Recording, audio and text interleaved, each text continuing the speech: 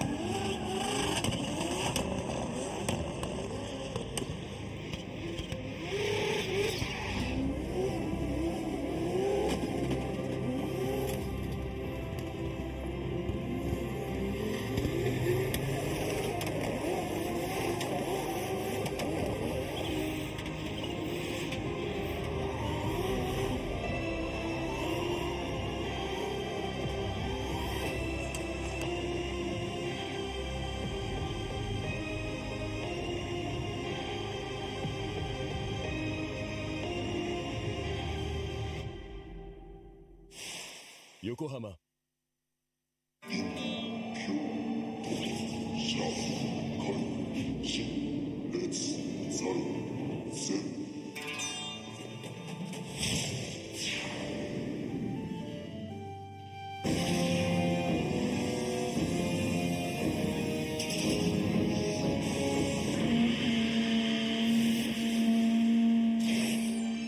Ultimate lubricant.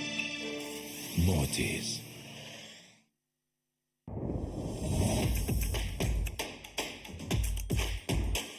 The brightness. Calm, brilliant.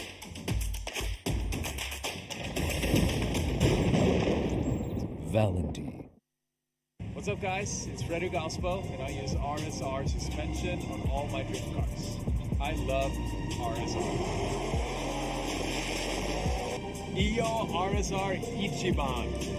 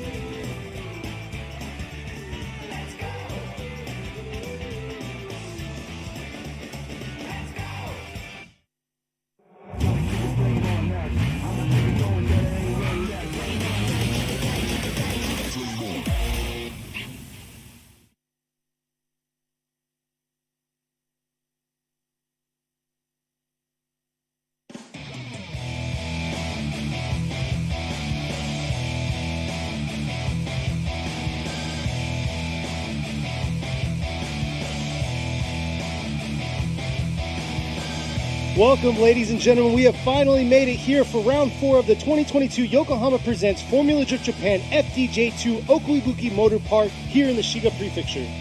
皆様ようこそ。とうとうこの時間がやってまいりました。2022年横浜タイヤプレゼンツフォーミュラードリフトジャパン FDJ2 ラウンド4、ここ奥井吹モーターパークジムカーナコースからお届けしてまいりたいと思いますが、Before we get into the main competition, I would like for everybody to stand and also hats off for the national anthem. これから水槽トップ16トーナメントをお届けしてまいりますが、コース上に各マシンドライバーが整列しております。オープニングセレモニーを行いたいと思います。国歌斉唱です。ご起立、ご脱帽をお願いいたします。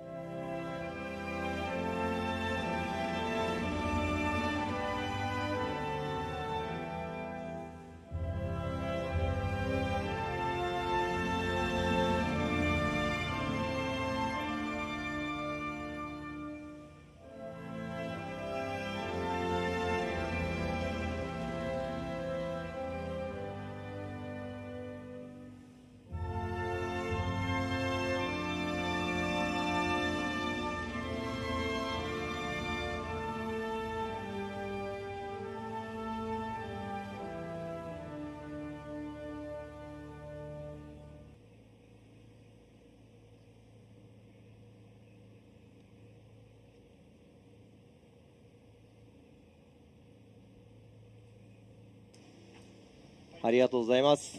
Thank you very much for that.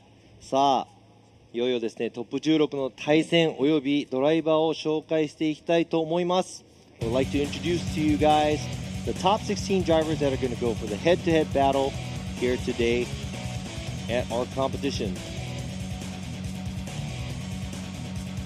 さあ、今回のラウンドですね、ご紹介してまいりたいと思います。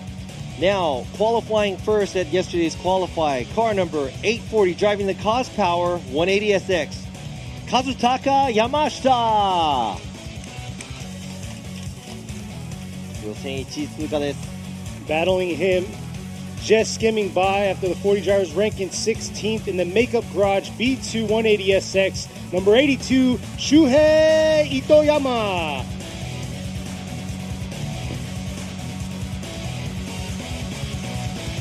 ベスト16、2つ目のバトル。The second battle of the top 16 is driven by car number 219, driving the worker C33 Laurel Hidehiko Sugita. Going against him in the wide body S15 in the red ace props, number 16, Kota Watanabe. 続いてはベスト16、3つ目のバトルです。Qualifying fourth in his Gun Sports Team Kyushu 180SX car number 56, Shigenobu Koga. Battling him in the wild-looking hair, ready to go wild on the tandem battles in the GH Racing R32 Skyline, number 115, Kiyofumi Hamada.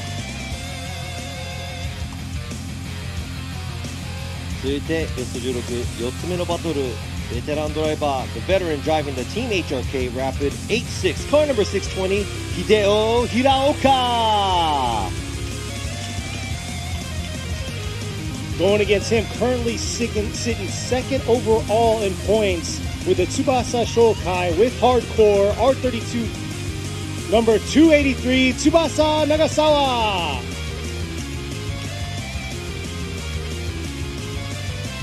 ベスト16、5つ目のバトル。The fifth battle of the top 16, qualifying second, tied with the first place driver driving the Impact Hardcore Racing JZX 100 Mark II, car number 84, Shota Shibayama. This right here is going to be a JZX 100 battle in the Rocket Bunny Racing, number 290, Kisaragi Awano. ベスト16、6つ目のバトルです。Driving the Auto Garage R33 Skyline, the Mr. Smooth, car number 220, Shinichi Ishizuka. Man, I want to see this battle happen. Let's see if he can get his car going and ready to go. He's first right now in points ranking in the Horiuchi Factory S15, number 270, Rito Horiuchi. ベスト16、7つ目のバトルです。Qualifying third in his Urass Team Kyushu Cusco R34 Skyline Coupe, car number 3, Keiichi Nomura.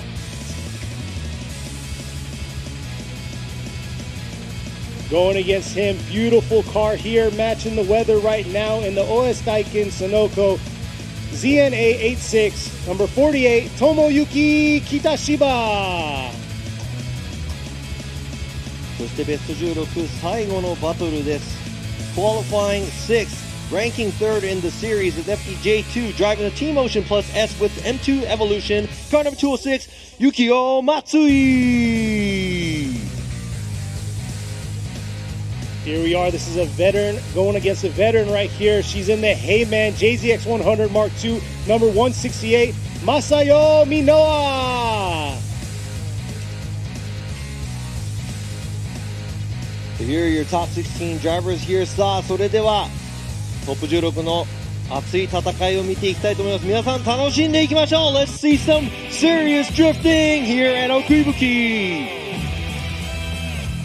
New track, some new drivers. I'm very excited to see how it's going to be, especially the way the weather has turned for us. We had a little bit of like rain, clouds coming in, but look at it now. Beautiful sunlight glistening off these beautiful cars. そうなんですね。新しいコースレイアウト、そして新しいドライバーもちらほらいる中、今朝のね、天候が崩れていっちゃうんじゃないかとちょっと心配しましたが、今見ての通りですね、太陽もさんさんと、輝いてコースを今温めている最中なんですが、コ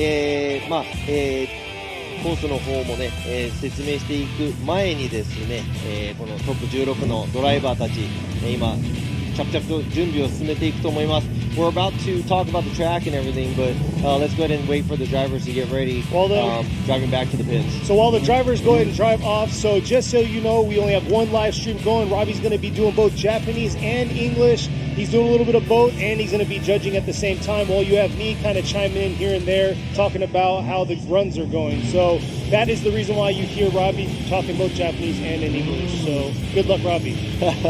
そうなんですね。今ですね、実況の方、私西田ラビーと、ケニー・ハリスの方でやっていますが、ライブストリーム放送一つなのでね、英語、そして日本語両方、ままならない部分があると思いますが、皆さん楽しめるように、世界配信をしていますので、熱い走りを見られるかなと思います。さあ、こちらですね、実況席の方、今映っていると思いますが、Here we are at the judging stand. Here we go. We got Kenny Harris, he's going to be commentating in English, and I'm going to be commentating in English and Japanese, and I'm also one of the judges. 私、ラビ西田が、ジャッジの一人であり、そして実況の方も、やらせていただきます。そしてケニー・ハリスが英語の方の実況メインと、いうことで、お話を進めていきたいなと思いますが、僕の隣にいますこちら、next to me, this is one of the guest judges, Judge Fukada. He's usually an FDJ driver. FDJ の、参戦中の、ゲストジャッジとして、深田選手、今回は深田ジャッジとして、このジャッジパネルにお越しいただいております。そして一番、向こうにいらっしゃいますのが、我らがフォーミュラドリフトジャパン、メインジャッジの一人である、今村洋一ジャッジも、今回いらっしゃいます。So that's Yoichi Imamura, one of our main judges for Formula Japan, and also J2. He is also joining us. So it's going to be 3 of the judges, 1 commentator, and I'll be also commentating. 3 legends, 1 commentator. そうですね、今ケニーが言ったのはレジェンド3人とコメンテーター1人という。今ね、さっき話も出たんですけどね、ケニー・ハリスって名前なんですが、日本名だと豊泉健二ということで。So, yeah, we were just talking about Kenny's name. His Japanese name is Toyoizumi Kenji. Kenji Toyoizumi. You're not supposed Remember to tell that. anybody. No, I am half, yes, I am half Japanese, so, but don't count on me trying to do what he does. Ain't happening. Yeah, so what do you think about the qualify yesterday and how everything went, the track layout and everything? So once you'll see the track layout out here, but I'm going to give you the heads up about it. So we always have that danger zone or that area that we have to worry about.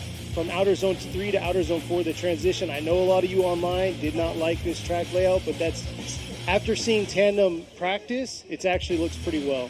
そうですね、今回のね、コースのレイアウトも新しいものになってますが、やっぱり好き嫌いがいっぱいありますが、やっぱり、競技ということで、与えられたコースをどれだけうまく走れるかっていうのを見る、ものなのでね、こちら、コースの方を紹介していきたいと思います。Let me go ahead and show you guys the track. まずスタート、ちょっとね、普通のコースより少しストレートが短めな部分がありますが、アウトゾーン1、アウトゾーン2、右側に両方ございます。アウトゾーン1とアウトゾーン2なんですが、同じ、この絵で見るとちょっとカーブが違うかなと思うんですが、カーブの R がずっと一緒なので大きい定常をやっている感じですね。そしてアウトゾーン3に差し掛かると少し、急になって振り返すところのアウトゾーン4、結構減速してね、すごい角度をつけながら、クリアしていかなきゃいけない部分で、アウトゾーン3と4のエリアはすごくトリッキーで、アウトゾーン1に飛び込んでいくところもですね、浅い角度で行くと飛び出てしまう恐れがあるので、アウトゾーン1差し掛かるところも深い角度、そしてアウトゾーン3から4、行くところも、スムーズにできる限り、各ドライバーに走ってもらいたいなと思います。So just looking at the track, I was just explaining, the short's a little, the straightaway is a little shorter than usual tracks, but we're trying to use most of the track as much as possible. You have to kick a lot of angle going into outside zone 1 and outside zone 2. Those two zones are on the same turn, but the radius is the same, so it's almost like doing a big donut. Going to outside zone 3, it gets a little bit more tighter as a turn. Then when you switch back, flick the car from outside zone 3 to 4, that's kind of a decel zone where a lot of the cars will have to almost stall up, but whoever does it smoothly there gets I would have to say an advantage, but that area where outside zone 3 and 4, that's the tricky area out of this track. And the big thing is we were talking about how much momentum you carry from outer zones 2 to 3. A lot of them do hesitate and they want to flick back real early, which makes them dive straight into outer zone 4. But we were out there on the track kind of checking out a little bit more. The key is flicking back and riding it real early into outer zone 4, and you can really sweep it and keep that momentum through. それではですね、フォーミュラドリフトジャパン FDJ2 なんですが、少し、説明させていただいている部分があるんですが、なんと、このシリーズは横浜タイヤさんのワンメイク、シリーズです。ワンメイクなので、アドバン、ネオバの、AD09 を全車種、使用しております。なので、このニュータイヤの使い方も、この先今日のね、競技の中で勝敗を分ける鍵になるかなと思います。タイヤが全部一緒ということで、ドライバー全員やっぱり、グリップレベルが一緒ということで、ドライバーの腕、そして車のセットアップがすごく、重要になるかなと思っております。So that's this is a spec tire series here at FDJ2. All the drivers are using the Yokohama tire, Advan 8009s. That's the new one that's introduced at the beginning of this year.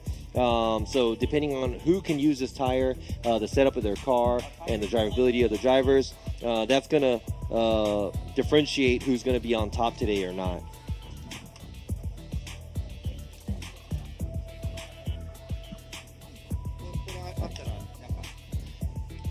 さあそれではですね、晴れて、ちょっとポカポカした陽気になってきましたが、風もあってすごく過ごしやすい、ドリフト日和なんじゃないかなと思います。It's becoming sunny. It's very warm, nice and windy and cool. It feels really nice to be here, and I think it's perfect to be drifting out. So I can't even ask for anything better. Can you? No. それではですね。今回の、シリーズのスポンサー企業様のご紹介をさせていただきたいと思います。Let me go ahead and introduce to you guys who are supporting us and also our sponsors for this series.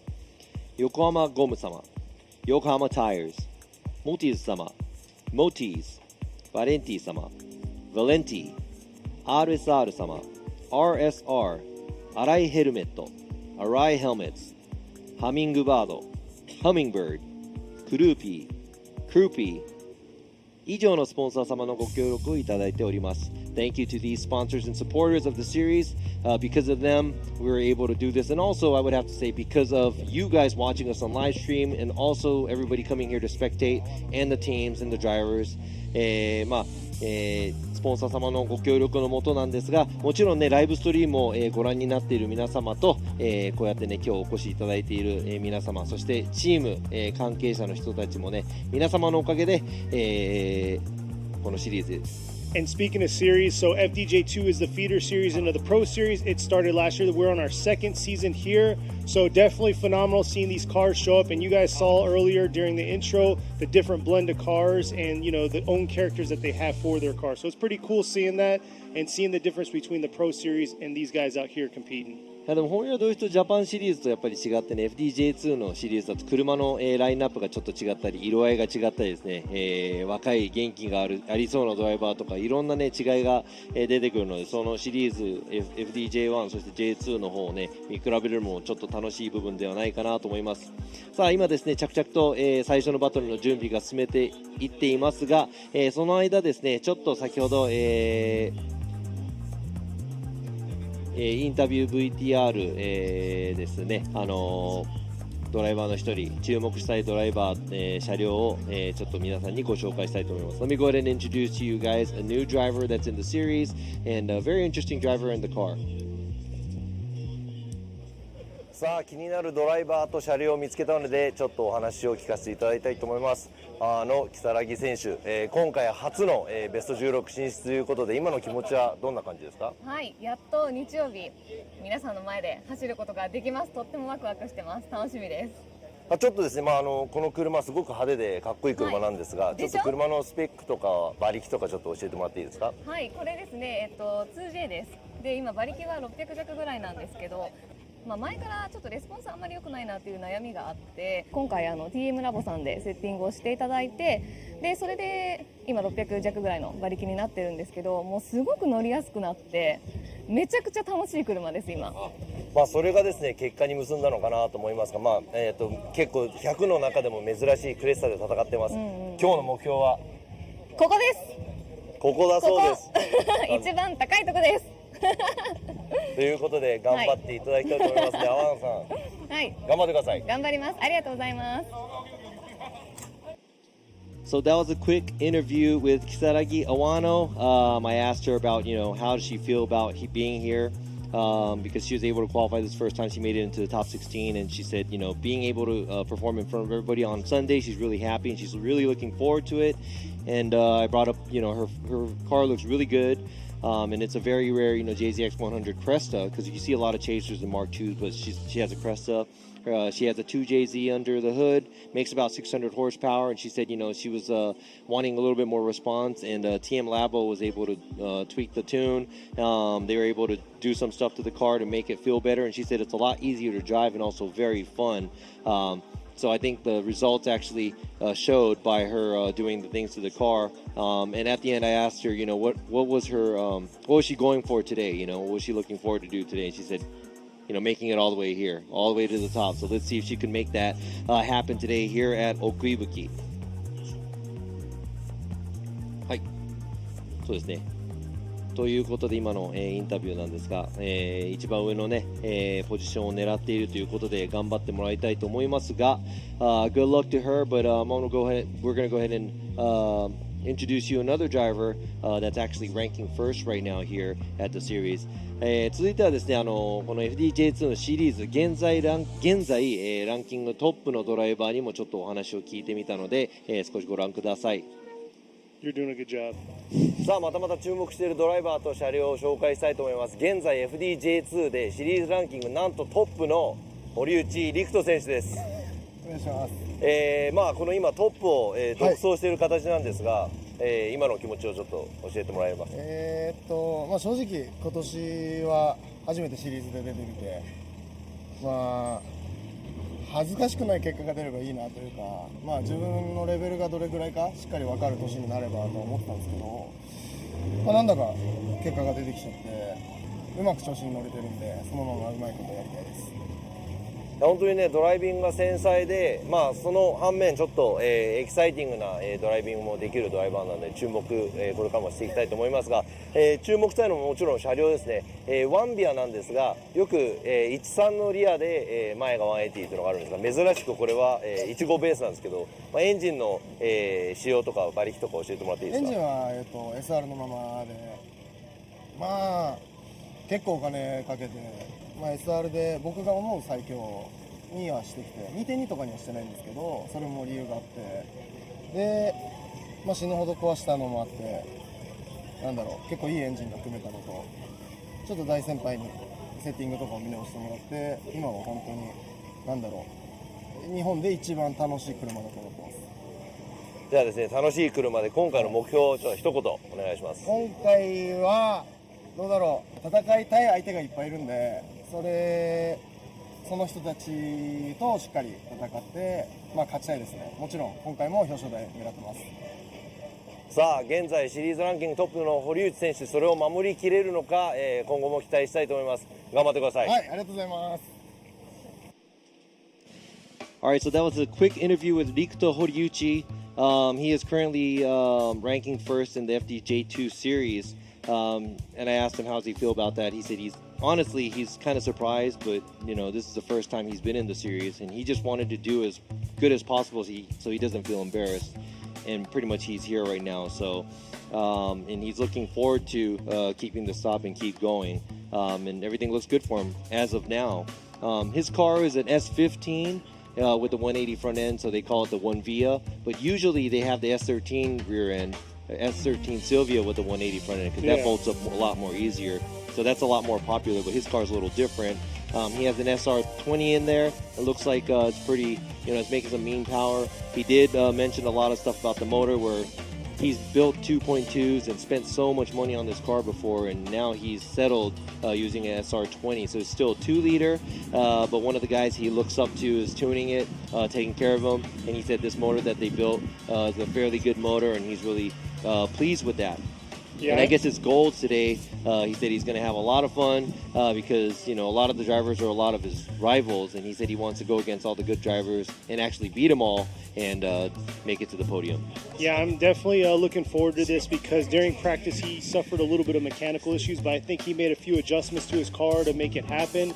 Sitting in first position, and he has his other second and third place individuals sitting right behind him in this top 16 battle today. I'm pretty sure he wants to try to get as far as he can to keep that points lead. Yeah, exactly. そうですね、堀内選手もね、練習中もちょっとマシントラブルに見舞われて、それの調整ができていると思うので、ベスト16に入ってきました。そして、シリーズトップを、走っている、堀内選手の後ろに2位、3位の選手もね、着々とベスト16に残っているので、多分堀内選手も、その2位とか3位の選手より、もっと先に駒を進めたいんじゃないかなと思います。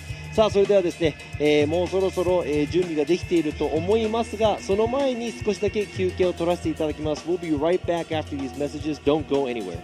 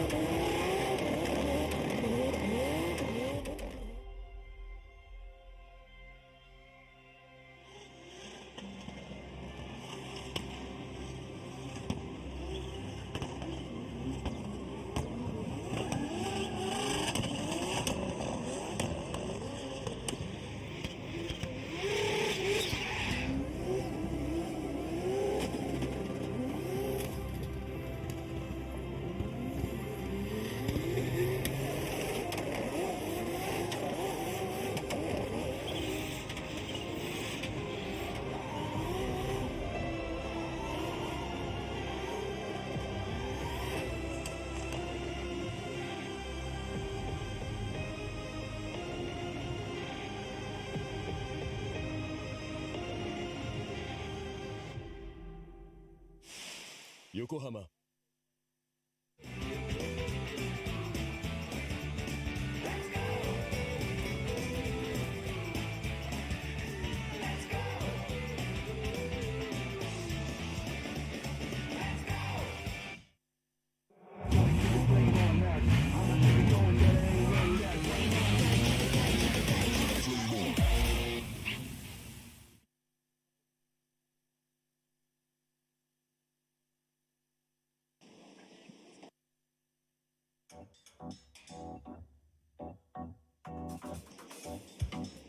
And we're back here, about to start this round 4 here at Okuibuki Motor Park for the 2022 Yokohama Presents Formula Drift Japan FDJ2 Series.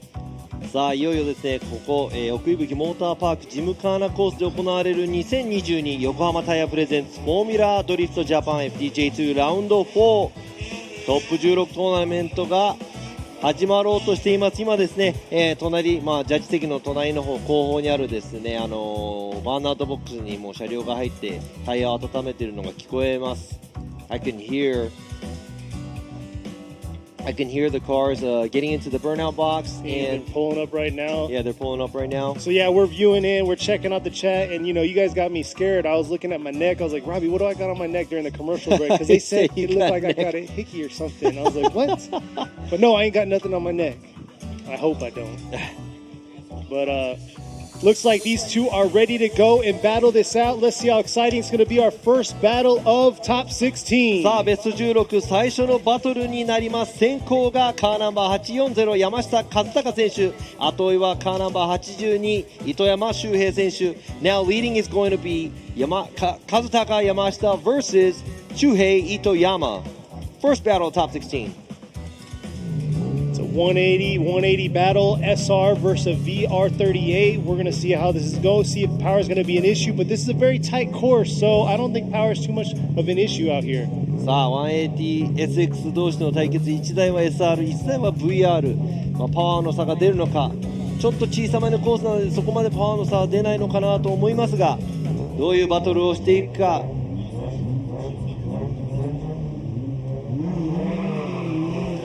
All right, here they go, coming through the chicane, clean come out. Here he is, right here. Yamashita in the lead right now, got first and qualified. Let's see how good he's going to do. Looks like a beautiful lead run by him. And right there, Itoyama trying to keep that close proximity. And right here's where he's got to dial it in through outer zone 4. And overall, not bad. It looks like Itoyama is just struggling a little bit with the power and trying to catch up to him, even though I just said it's not going to be an issue. Eat my own words. There you go. It usually happens.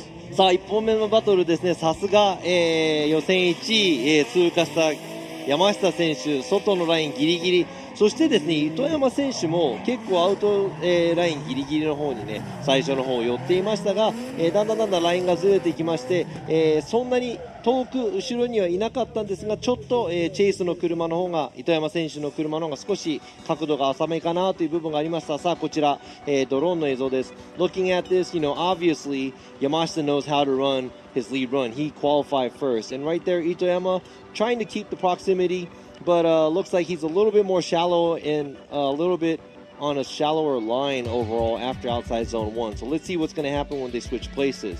さあ入れ替えてどうなるか。今度は、糸山選手が先行、山下選手が後追いとなります。 So here we are. Tables have been turned. Itoyama's going to be in the lead while Yamashita is going to be in the chase. Itoyama's got to throw down a solid lead run here. さあ糸山選手がね今度は先行になったので、先行でどれだけいい走りができるかというのも見ものです。 Right here, let's see how hungry Yamashita's going to be here, coming up to outer zone 1. Right there, keeping that close proximity. Woo! Beautiful job right there through outer zone 1 right there. Yamashita holding it down in that chase position. The lead car doing a beautiful run. Oh! Yamashita just losing it right there in outer zone 3. Oh. うわー、ちょっとリプレイを確認しないといけないんですが、Man, I hope he just didn't throw it away. いやー、今のはすごくいいバトル。 That was a very beautiful battle that happened right there. さあリプレイもう一回検証したいと思いますが、先行行く糸山選手、ちょっとアウトに寄りすぎてタイヤが1本出てしまっている部分がありますが、そのすぐ後ろ山下選手、いい距離感、そしてこちらですね、アウトゾーン2を通過するところもいい距離感、そしてその後アウトゾーン3に行く。ちょっとですね R が少しきつくなるところで山下選手が角度をつけすぎて接触もない、状態でちょっと糸山選手のね、前での挙動も、Let's see if we can see a drone footage. On Yeah, that it didn't one, look 'cause like Itoyama he decelled it all. decelled. Okay. Yeah, and that's an area where the turn gets a little bit tighter from outside Yeah. zone 2 to 3. Man, Oh, there you go. Imamura Oh, going man. Itoyama, Fukada with Itoyama, and this Robbie Nishida. So Shuhei Itoyama gets the win and moves on to the grade 8. さあ今回最初のバトル、糸山修平選手の勝ち上がり、なんと予選1番で通った山下選手、ここで敗退となります。とても残念。次回に期待したいと思います。さあ続いてベスト16、2つ目のバトル、Second Battle Top 16、先行 Car No. 219、秀彦杉田、後追いが Car No. 16、コータ渡辺。All right, Sugita right there in the C33 Laurel going against Watanabe. Let's see right here, Sugita coming real aggressive in the outer zone 1 right there. Nice job, but man, Watanabe's got to close that proximity gap there.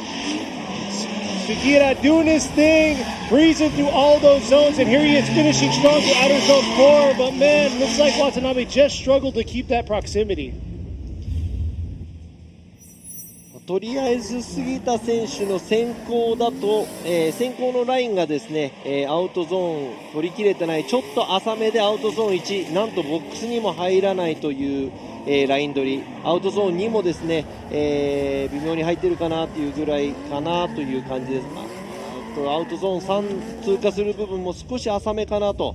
渡辺選手は、もうちょっと、追い込みたいかなという部分なんですが、先行の走りになるだけ合わせようとしていたところ、ちょっと詰めきれない部分もありました。さあ入れ替えてどうなるか。次は、渡辺選手が先行、杉田選手が後追いです。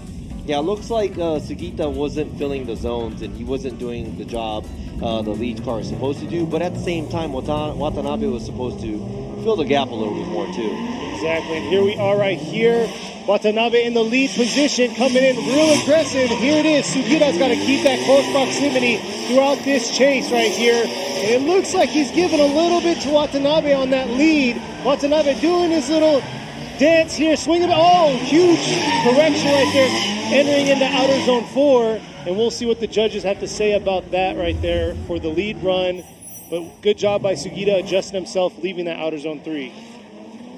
さあこちら今度は渡辺選手、アウトゾーン1きっちり取れて、すぐ後ろにですね杉田選手、追い込もうとしていますが、全体的に見ると渡辺選手のラインでいうとアウトラインを全部取り取って、全部なんだっけトレースできている感じはあります。そして杉田選手もね、後半の方アウトゾーン3、過ぎてから、近寄る形になるのでさほどすごく近い場所にもいませんでした。Didn't look like Sugita was too close to him either, but at the same time Watanabe looks like he was doing a better job as a lead car too. All right, Imamura is going to go with Watanabe, Fukada going to go with Watanabe, and Robbie going with it one more time. So Kota Watanabe gets the win. So that looks like Imamura and Fukada went with evaluating Watanabe's lead run, which was a better run. So great job by渡辺。今回、勝ち上がりが渡辺選手、おめでとうございます。ジャッジ2人はですね、多分先行の走りを、高く評価した部分があると思いますので、今回渡辺選手が、勝ち上がりとなります。杉田選手、今回は残念ながら、ベスト16敗退となります。さあ続いてのバトルです。The next battle is、先行車両 Car No. 56重信古賀、後追い車両 Car No. 115清文浜田。さあどんなバトルになるのか。 So Kogag is going to be in the lead in the 180SX going against Hamada. An SR-RB battle right here. Let's see how it's going to come out. Who's going to come on top? Kogag making minor adjustment right there. Hamada closing in, trying to keep that close proximity. Oh, but looks like Kogag's just moving along through these zones. And Hamada just struggling a little bit to get that close proximity, which is very different from him. 古賀選手、先行でかなりいい走りなんですが、ここストレートでシフトミス。ちちょっとこれは大きいですね。やはり先行の車両としてはスムーズに、走行しなきゃいけないんですが、後追いの車両にちょっと響くとですね、やっぱり振り出しの場所とか、そういう部分で響く可能性があるのでね、そこも評価の一つ、として考えていきたいと思います。Right here, it looks like that was a slowdown on the straightaway. It looks like he couldn't get it into gear. Koga actually missed a gear or something, then he had to get back into it. Luckily, he was able to go, but that could actually affect the chase car's straightaway run up too. So, but I would have to say, other than that, Koga did a great job on the outside lines, and I think Hamada was just doing what he can as the chase car. さあ、今度はですね、入れ替えて浜田選手が先行、古賀選手が後追いとなります。So see here, Hamada is going to be in the lead this time, while Koga is going to be in the chase. But like you were saying, yeah, pulling up to this outer zone 1, definitely coming in the straight, that's going to mess with the start of your line and how you're going to affect you throughout the course. And here it is right here. Hamada coming through, making it happen early on in the outer zone 1. Koga doing his thing. Beautiful job there with the proximity, closing it, dialing it in, coming into outer zone 3. But too much right there through outer zone 2. It had to make a huge correction, leaving outer zone 2 to outer zone 3. さあ今のですね、浜田選手先行ですごくいい走り、アウトゾーンいっぱいいっぱい走っています。そしてその後を追う古賀選手もかなり近いところでずっと接近しています。しかしこのアウトゾーン2を過ぎたあたりですね、ここちょっと、何かが起こったのか、古賀選手ラインを外し、浜田選手の後ろからちょっと消える、一場面があります。さあこれがジャッジの、判定にどう影響するか。 Is that going to affect the judges' call? That was a huge mistake made by Koga, leaving outside zone 2. You always remember we're going to go with Hamada. Harayu Fukada going Hamada. So Koifumi Hamada gets the win. Trying to get that out there. You're trying to say Kiyofumi Hamada. さあ浜田清美選手、今回勝ち上がりおめでとうございます。古賀選手残念ながらベスト16で敗退です。次回頑張ってもらいたいと思います。さあ続いてのバトルです。先行のドライバー Car No.620 秀夫平岡 vs 後追いのドライバー Car No.283 翼長澤。さあこの2人のバトルちょっと楽しみです。I'm looking forward to this It's going to battle. be a very exciting battle between the two. And Nagasawa, he definitely upgraded since last event or the prior event. He's got a 2J now, so both 2J cars here. Let's see how they're going to perform. Hidalgo in the lead position. Oh, looks like we have a possible pylon touch. これは Keep in mind, you can see the flashing こ light れは right リ there at ス the ター end. ト、これ So も it リ looks スター like ト they なん didn't see で、 it. この走行はちょっと、ノーカウントということですね。これは、赤旗。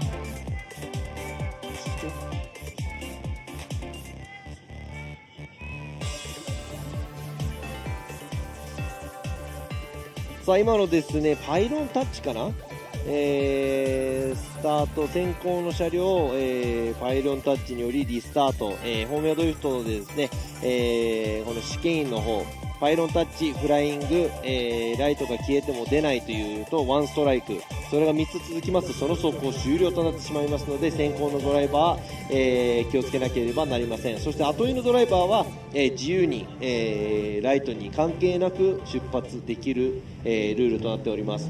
You already know what the rules are at the chicane, right? You At touch this the point, pylon, yes. yeah, you get 3 strikes, you're out. You can't jump the light, you can't sit at the light. Let's see this battle. It looks like the battle is now getting started. Here we are right here. Nagasawa's got to keep that close proximity like he just showed y'all. And here he is ripping around into outer zone 2. Right now sitting in second place. Chasing him down right here. Beautiful job through the outer zone 2. That's what I'm talking about with the proximity and overall run. 平岡選手も、先行でなかなかな走り、ちょっとアウトゾーン2から3にかけてもですねラインがちっちゃくなってアウトゾーン4の方寄り切れなかった部分がありますが、長澤選手、終始いい場所に、車両を置いて、ここの振り返しは本当にこのぶつかっちゃうんじゃないかなぐらいのもう本当、接近ができたということですごいいいバトルがちょっと今見れましたが、 And here's the drone footage right here. この2人のバトル入れ替えてどうなるかがすごく見ものです。Right there, I was explaining about Hiraoka running a slightly shallower line at outside zone 2 and also outside zone 4. Doesn't make it all the way out to the outside. And I would have to bring up Nagasawa keeping pressure the whole time. I like the way he did that, Exactly. going from outside zone 3 to 4. Adjusting himself to the lead car. さあ入れ替えて今度は長澤選手が先行、平岡選手が後追い。 Now we're going to change this up. Nagasawa is going to be leading, Hiraoka is going to be giving chase. Just like Robbie said, this is going to be an exciting battle. And here it is. Tables are turned now. Let's see how Nagasawa is going to do on his lead run. It looks like he's ripping into outer zone 1 right there. Nice job. But man, look at that chase coming in, closing in on him just like he did on himself. And here he is ripping around to outer zone 3. Little shallow there in outer zone 3 and outer zone 4. But both cars kind of made the same area of adjustments like each other.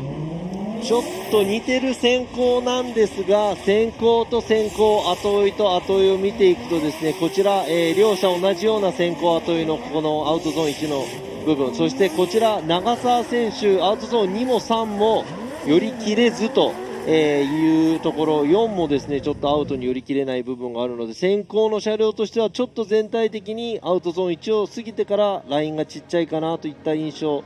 それに対して平岡選手はですねずっと後ろでプレッシャーをかけ続け、終始、いい場所に車両を置いているみたいなんですが、 Definitely a tough call for these judges. I have my own thoughts, you know, because I can watch these guys all day long go. So まあね、ケニーも、自分でね僕はこう思うということも多分あると思うんですが、一応実況なので個人的な意見はlike keep your personal thoughts to yourself. Hey, I'm talking to the crowd. Yeah. So we'll see what the judges have to say, waiting for the results.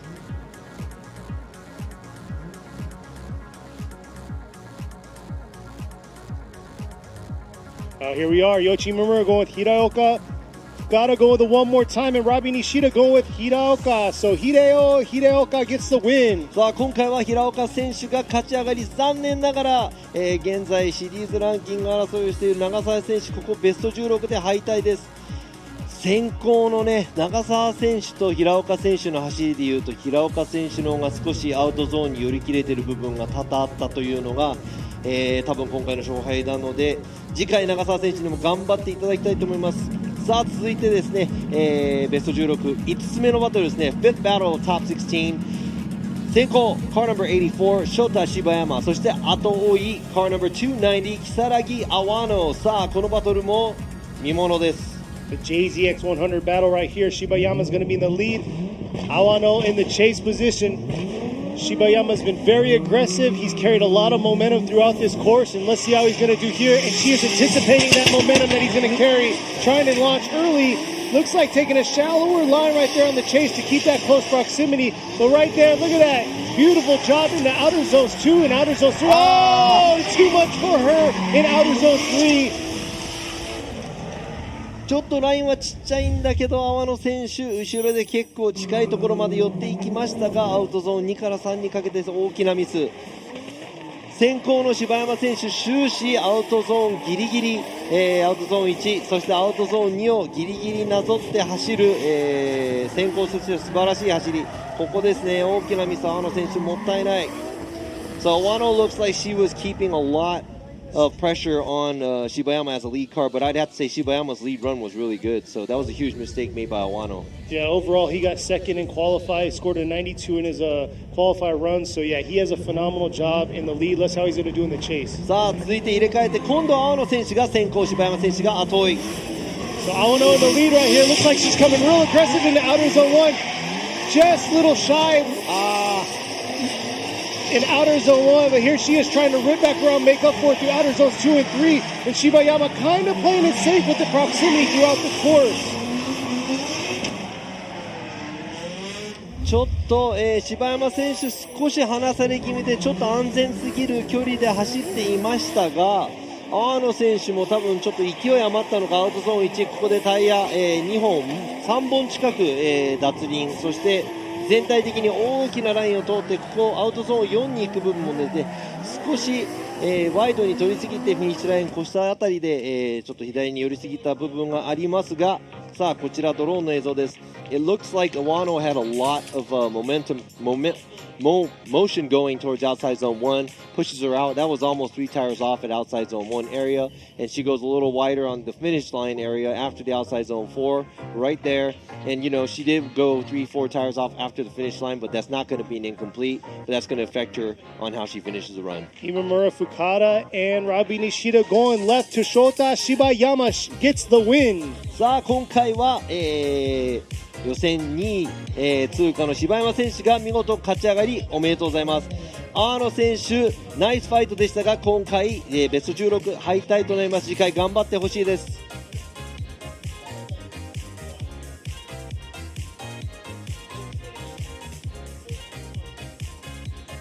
さあ現在ですね、ちょっと消えかかっている部分、コースの修正を、コースの皆さんコースワーカーの方に、していただいています。暑い中ありがとうございます。 Thank you to the course staff. They are cleaning up the course right now because of the white lines are actually disappearing. We can only use chalk here to color in the track. So thank you to the track workers. But it sounds like right now at the start they're ready to make it happen. And I was talking about earlier, Horiuchi, he kind of had some mechanical issues, but looks like he's going to make it happen. We're going to see how he's going to do in his chase position. さあ今現在、スタートラインにもついている選手のお話したいんですが、現在ランキング1位の堀内選手も、練習中にちょっと車両トラブルを抱えて、それをなんとか今カバーしながら走るようになっているので、どんな走りになるのか。そして今ですね上空の方から見えます右側の車両、堀内選手、そして左側の車両 R33 スカイライン、クーペの石塚選手、そしてねもう勝手なんですが石塚選手はもう本当ミスタースムーズというぐらい、スムーズな走りをするんでね、 I'm gonna call him Mr. Smooth because he does drive like that. Wonder what if he got his sushi last night. Oh, I don't know. That was the thing, so you could explain. Yeah, well, I mean, I don't have time right now. I'll explain that later. さあ今度のバトルですね、6つ目のバトル、先行がCar number 220、Shinichi Ishizuka、そして後追いの車両 Car number 270、陸斗堀内。さあどんな戦いになるか。Alright, here they go, coming through the chicane right here. Ishizuka in the lead, look at that, coming in real hot in outer zone 1, and Horiuchi trying to make up right now, closing that proximity. Ishizuka doing a nice job through those zones, coming around to outer zone 4, just able to adjust himself, but I must say Horiuchi kind of kept that safe proximity throughout the course. さあ後追いの車両、堀内選手ね、同じような距離感で、全体的に走ってます。そしてここ石塚選手スムーズな走り、アウトゾーン1は寄り切れたんですがアウトゾーン2こちらちょっとですね離れてるかなと思います。アウトゾーン3はうまくなぞれたんですがアウトゾーン4も半分以上は取り切れてない、先行の走り。さあこちらドローンでの、映像です。やはりですねよくベスト16とか、FDJ でもベスト32を見ていくとやはり傾向でいうと先行の車がちょっとアウトに寄り切れないっていう部分がよくあるのでね、じっくりとアウトラインを走っていただきたいと思います。I would like to see a lot of outline, outzone running action. Even though if it's top 16, you don't want to run away from the chase car. さあ今度は入れ替えて、堀内選手が先行、石塚選手が後追いです。Now let's switch this round, see what's going to happen. Here we are. Let's see how Horiuchi's going to be doing here in the lead position, coming up here to outer zone 1, and Ishizuka trying to early on keep a close proximity to him. Well, there you go right there. Horiuchi just doing his thing, ripping and gripping, making it happen here through outer zone 3. Nice job filling those zones, and just able to adjust his car to get to the outer zone 4. That was a pretty solid lead run right there. That was a pretty solid lead run. さあ今の堀内選手の先行ラインでいうとアウトラインギリギリをずっと通っていく形、そして終始石塚選手もなんとかその差を詰めようとしていますが最終的にはアウトゾーン3もですね、チェイス、後ろのポジションで取りきれない、部分があります。そして、横並びでフィニッシュラインを越えていく形になりました。さあ、ドローンの映像だともっと分かりやすいかなと思いますが This is probably easier to see where Horiuchi is filling the zones, doing what a lead car is supposed to do. Ishizuka right there, cheating the line a little, doesn't even make it out to the outside zone 4. So I would have to say, looking at the lead to lead, chase to chase, you might already know what's going to be happening here. All right, Yoichi Mura wants a one more time. Tada, you've got a one more time. So it looks like we're going to see a one more time battle between these two drivers. さあ、今のジャッジですね、ワンモアタイムとなります。そして石塚選手、堀内選手、もう一回、肩をつけてもらいたいと思います。さあ、やはりですね、今の、先行と先行、後追いと後追いを、比べた結果、ジャッジの方ではですね、多分もう一回が一番ふさわしいんじゃないかと、僕もね、そう思いますので、もう一回やってもらいたいと思います。さあ、続いてのバトルです。Next battle is car number 3, Keiichi Nomura versus 後追いが car number 48, Tomoyuki Kitashiba. Nomura is going to be in the lead position. This is his first event here competing at FDJ2. Been doing a phenomenal job both in practice and he did a good job in qualifying. Let's see how he's going to do in the lead position going against Kitashiba. さあ今回、初出場ということで、野村選手先行、そして、北芝選手今年からニューカー導入と brand new build from the FDJ2 round. Oh, looks like they got a pylon touch. Yeah, this.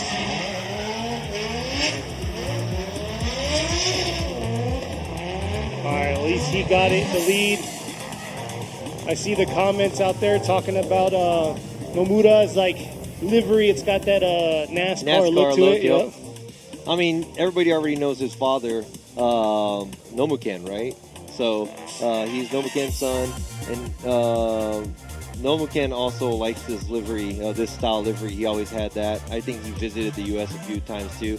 今ね、ライブストリームでもね、海外の、人たちがこの、野村選手の車のカラーリングがなんかナスカーチックだという話をしてますが、お父さんの、野村健、伝説的なドライバーなんですが、もうこういう感じのカラーリングの車両に乗っていましたということでですね、こういう細かい部分も楽しんでいきたいと思いますが、今のですね再スタートとなります、今のノーカウントということで、I believe there's a pylon touch there. パイロンタッチか何かかな。ちょっとですね今リスタートの、リスタートの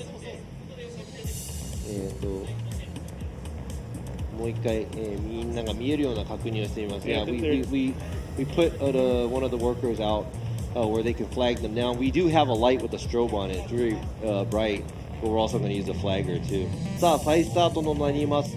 リスタートのライトもありますが、旗の追加もすることとなりました。さあ再スタートです。Alright, Nomura in the front, Kitashiba in the chase position here. Nomura, nice job in the outer zone 1. Kind of decelled a little through that zone. Let's see how he's going to carry through to the outer zones 2 and 3. And there you go, chase cars trying to keep that close proximity to him, but unable to close that and dial in on him. 野村選手、さすが、予選3位の走り先行でなかなか、アウトゾーンギリギリを、通過して、しかも、いい角度で、走行しているので、かなりいい走り。そして北芝選手も終始プレッシャーをかけながら後追いをしています。もうちょっと近く寄れたかなという部分もありますが、こちら最後の、ゾーンだけアウトゾーン寄り切れずに、2台とも終了といった形。こちらドローンの映像です。Looking at the drone, obviously Nomura qualified third. He knows what he's doing as a lead car. He's running the outside line, looks good. A lot of angle, very nice driving by him. And Kitashiba trying to keep the pressure on the whole time. I would like to see him a little bit closer. He also misses the outside zone 4. So let's see what he does when he leads. 今度は、北芝選手が先行、そして野村選手が、後追いとなります。入れ替えてどんな走りを北芝選手先行でしてくれるか。Our tables are turned this time. Toshiba's going to be in the lead. Nomura in the chase position.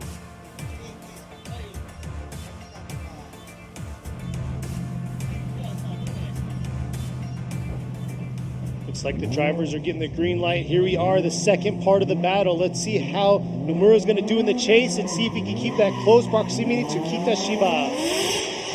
Here they are coming up to outer zone 1. Kitachiba doing a nice job adjusting just a little bit, entering into outer zone 1. But right there, Nomura doing a beautiful job on that proximity, dialing his car in, trying to dial into that left quarter panel, switching back around to this outer zone 4. Oh, and some contact right there. A little bit of a stall and some contact coming through the finish.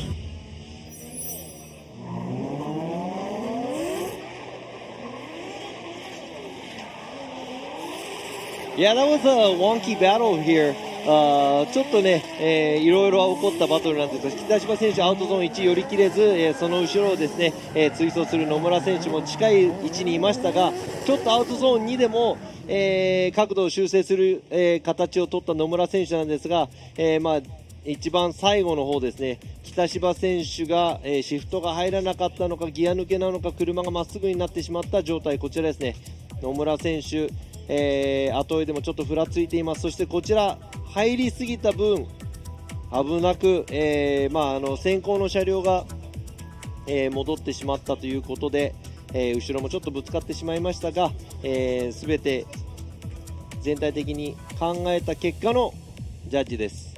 Looks like Keiichi Nomura gets the win and we'll be moving on to the Grade 8. ということで今回は野村圭一選手勝ち上がりベスト8勝ち上がりおめでとうございます。残念ながら、後追いポジションではですね、北島選手もいいプレッシャーをかけてたんですが、今回ベスト16で敗退となります。次回頑張ってほしいです。さあベスト16最後のバトルとなります。 The last battle of the top 16.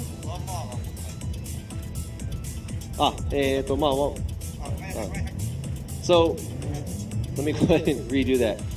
Last battle before the one more time we had. One more time もう一つありますが、ベスト16本当は最後のバトルだったんですね。Leading car number 206 Yukio Matsui versus car number 168 Masayo Minowa.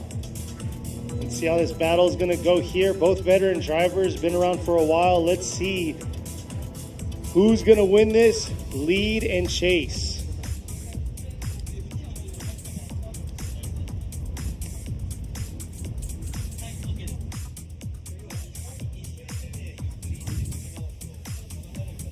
So you can see right there, Nomura's car is getting towed. We'll find out a little bit more about what's going on.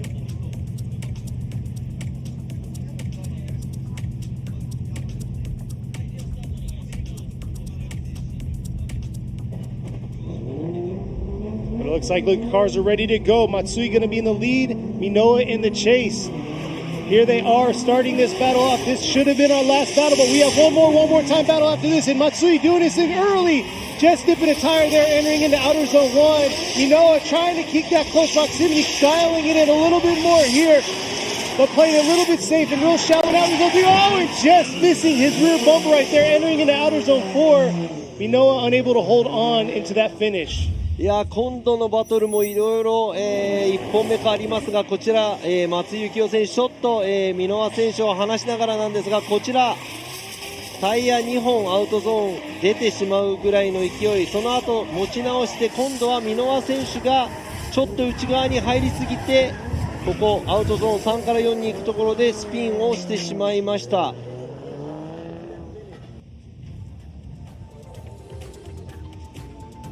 さあ今度は、入れ替えて松井選手が後追い、箕輪選手が先行となります。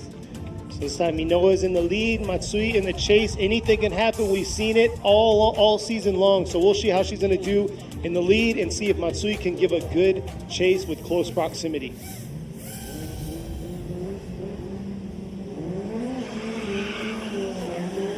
Here they are coming clean out of the chicane. Minowa coming in real aggressive into outer zone 1, but Matsui right there on her rear quarter, dialing it in here. Nice lead run so far. Beautiful job through outer zone 2 and outer zone 3. Let's see this transition through outer zone 4. But man, Matsui keeping it, the pressure on the whole run. いやー今のですね、フィニッシュラインを越えるところでちょっと左に寄りすぎている部分はありましたが、全体的に、両者素晴らしい走り。ここ、先行箕輪選手タイヤは出たもののずっとアウトラインいい角度を保ちました。そしてそのすぐ後ろにですね松井選手プレッシャーをかけながら、走っていきますが、さあこれがですね、松井選手が先行を走っているところ、後ろでスピンモードになってしまった箕輪選手の、走行をひっくり返すことができるくらいの、走行だったか。 Let's see, Yoichi Imura going with Matsui, Tadayuki Fukada going with Matsui, and Ravi Nishida. So Yukio Matsui gets the win and moves on to the Grade 8. さあ今回のバトルは、カナバ206松井選手が勝ち上がり、残念ながら箕輪選手ここで敗退となりました。次回、頑張ってほしいです。さあ、本当の、ベスト16の最後のバトルとなるのか、ワンモアタイムのバトル、石塚選手先行、堀内選手が後追いです。Now let's see, this may be the last battle of the top 16 here. Ishizuka is going to be leading Horiuchi.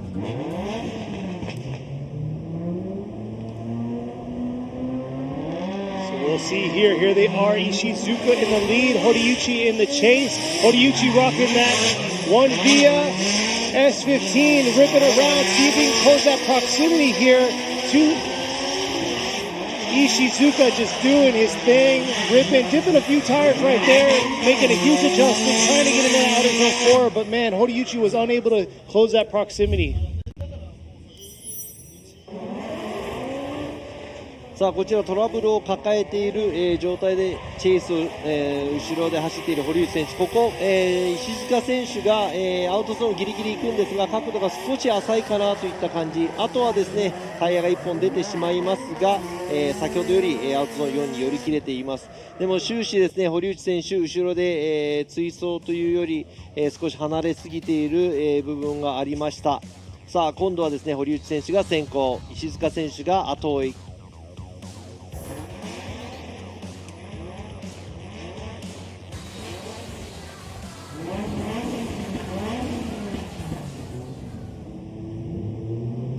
We'll see here. Tables are now turned. Horiuchi's in the lead. Here goes Horiuchi. Ishizuka right there close to him. Ishizuka trying to adjust himself to Horiuchi into that entry. And right there, Ishizuka dialing in a little bit more. Making up a little bit right here through outer zone 4. But yeah, Horiuchi definitely struggling with his mechanical issues. いやー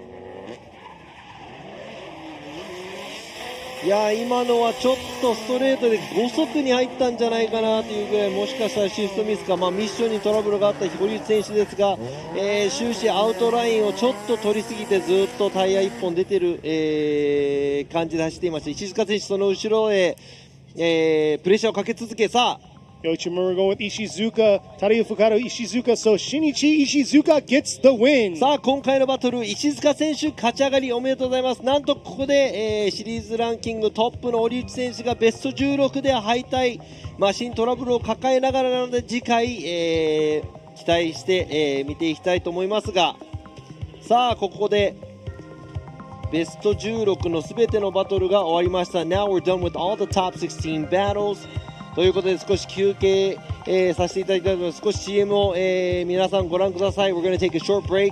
After these messages, don't go anywhere. フォーミュラードリフトジャパン。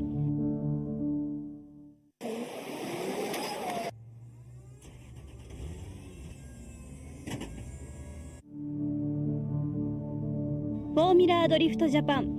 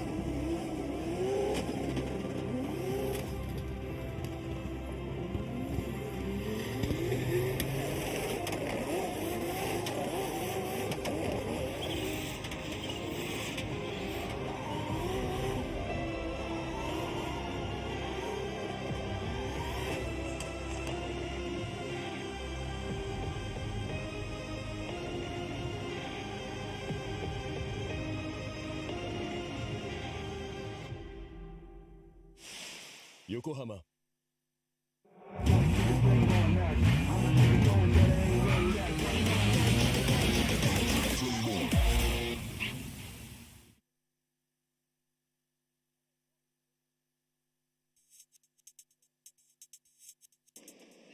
And we're back. We just wrapped up this top 16 battles. Here we are in the grade 8 for the 2022 Yokohama Presents Formula Drift Japan FDJ2 Round 4 here at Okuibuki Motor Park. さあトップ16の最初のバトル終わったところです。ここ奥井吹モーターパークジムカーナコース2022年横浜タイヤプレゼンツFormula Drift Japan FDJ2 ラウンド4です。今ですねコースの少し修正していただいております。 Thank you to the track staff for cleaning up the lines on the track。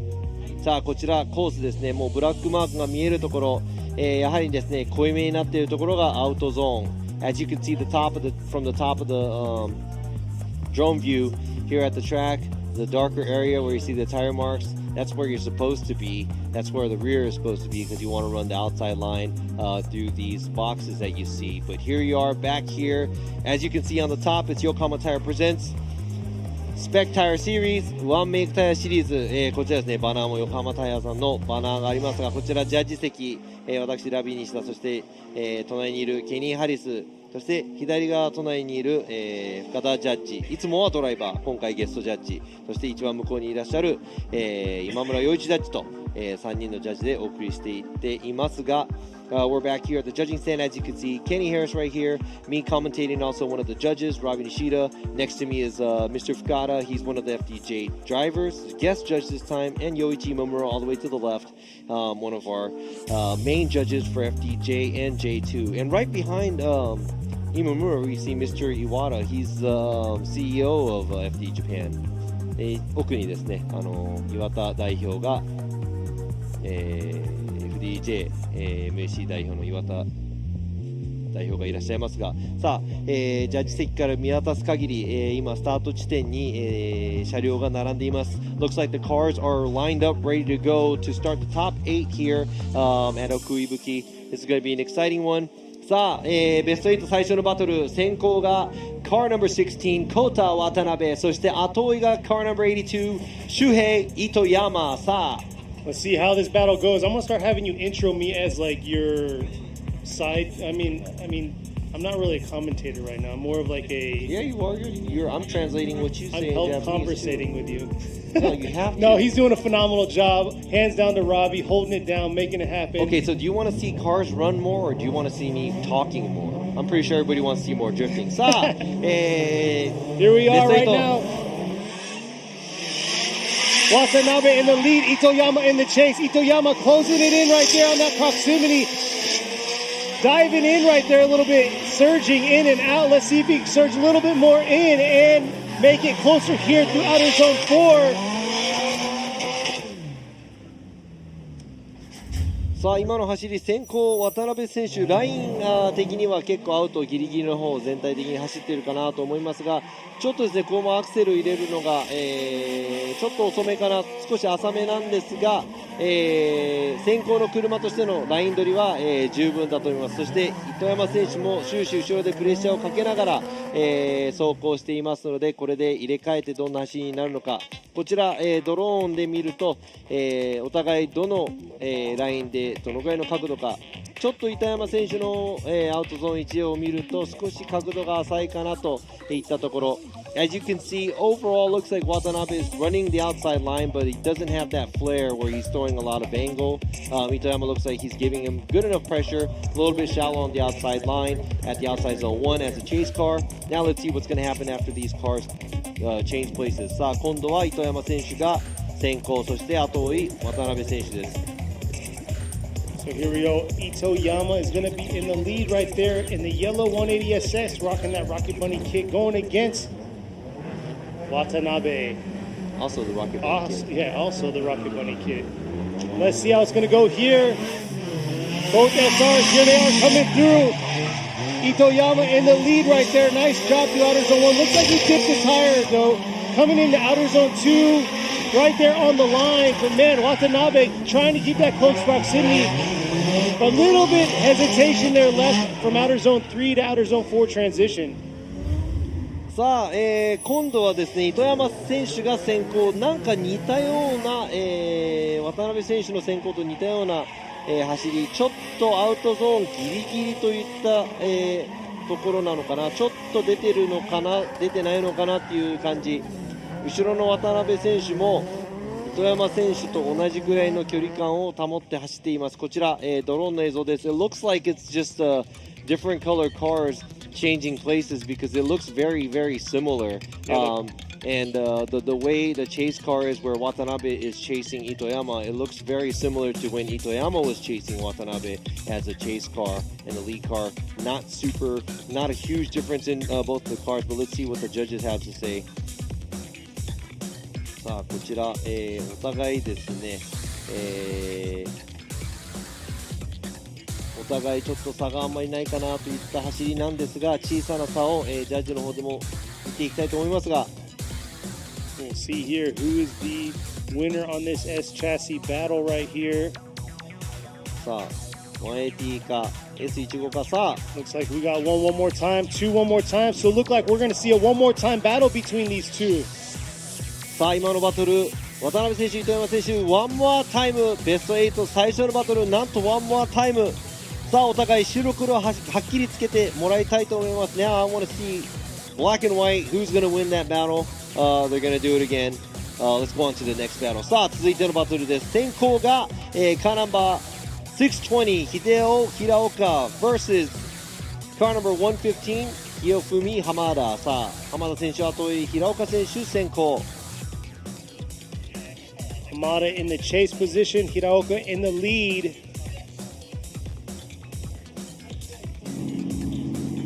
Let's see how it's going to go here. JZ versus RB. Battle here. Second battle of the Great 8. Here they are coming through the chicane. Hiraoka in the lead, coming in real hot in outer zone 1. Hamada's got to close that proximity gap. He's usually right there on their door. Not sure what's going on today. He seems a little softer today. See if he can rip it and get back on it right here to outer zone 4. And nice lead run by Hiraoka. いや平岡選手の先行、なかなかいい走り、そして浜田選手後ろでちょっと距離感を、持ちながらの後追い、少しアウトゾーン1、寄り切れない部分、そして先行車両としては平岡選手、いいラインを取っていると思いますが、浜田選手最後の方で少し、追いつく形となりました。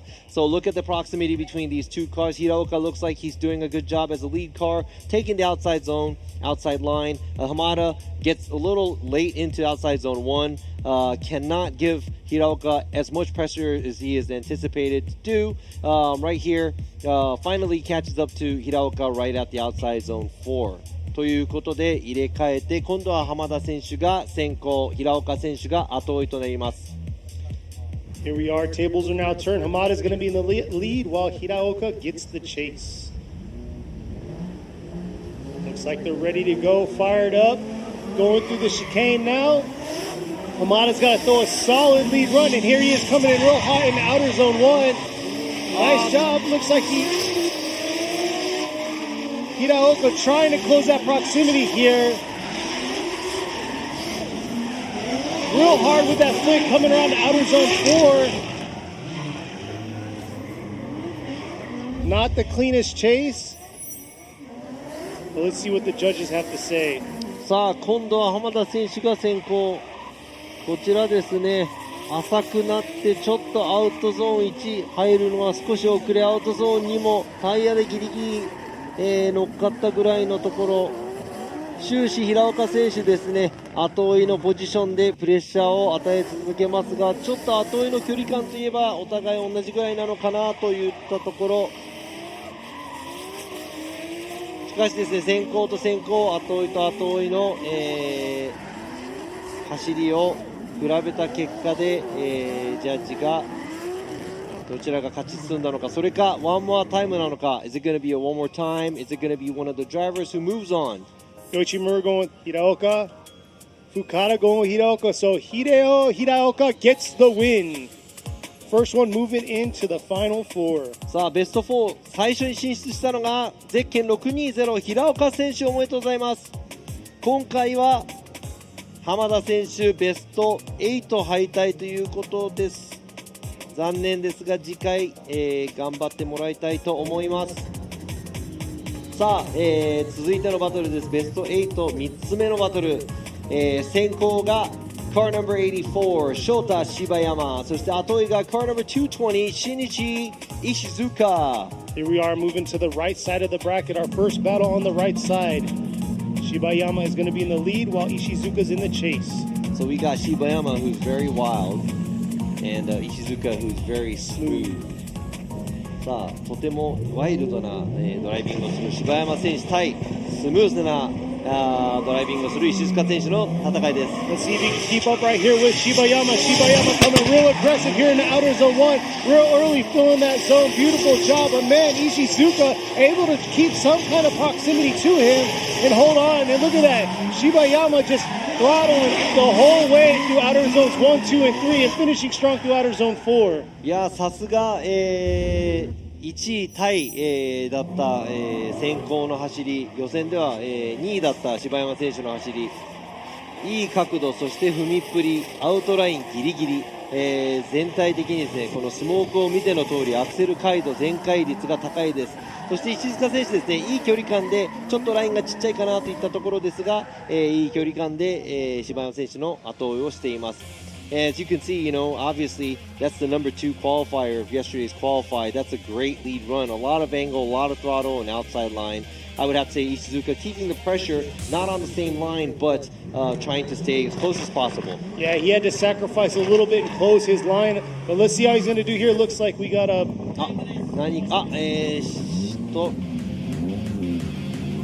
今のは、スタートをしたんですが、石塚選手のフライングということで、再スタートになります。That looks like Ishizuka jumped the light, so it's going to be they're going to have to reset themselves. さあもう一度ですね、スターターの、スタートラインに、立っていただいてもう一回、再走となります。さあ今回、入れ替えて石塚選手が先行、そして柴山選手が後追いとなります。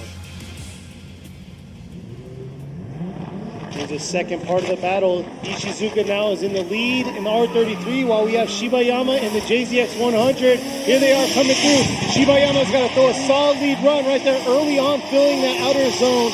And right there, Shibayama looks like he has about the same proximity as Ishizuka had during his chase run. Let's see how they're going to both finish. Oh, looks like Ishizuka kind of roasted tires there in outer zone 4.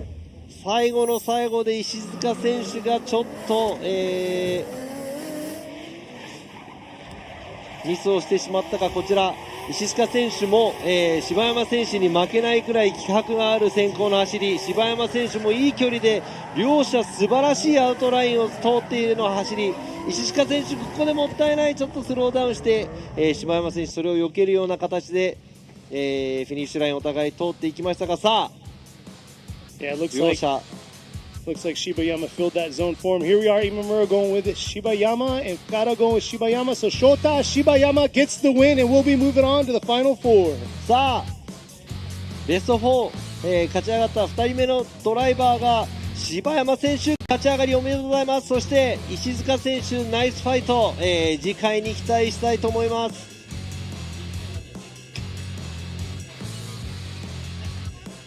Yeah, that was a really good battle because both cars were on the outside line. I love it how the chase car was able to sneak right behind the lead car and get on the same line. いや今のバトル本当ですね、後ろの車も前と同じラインでアウトに寄っていくのはすごい素晴らしいチェイスだと思います。さあ、先ほどの、ベスト8最初のバトルである、渡辺選手対糸山選手のOne More Timeのバトルです。Now back to the One More Time battle of the first battle of the top 8. It's going to be Watanabe versus Itoyama. Itoyama's right there in the 180SX going against Watanabe in the S15. Both Rocket Bunny kids. Let's see how they're going to do here in their One More Time battle. Who is going to move on to the final 4? And here they are coming through the chicane, looking up into outer zone 1. Watanabe in the lead. Nice job. Looks like he took away a little bit of angle there through outer zone 1. But nice job filling outer zone 2.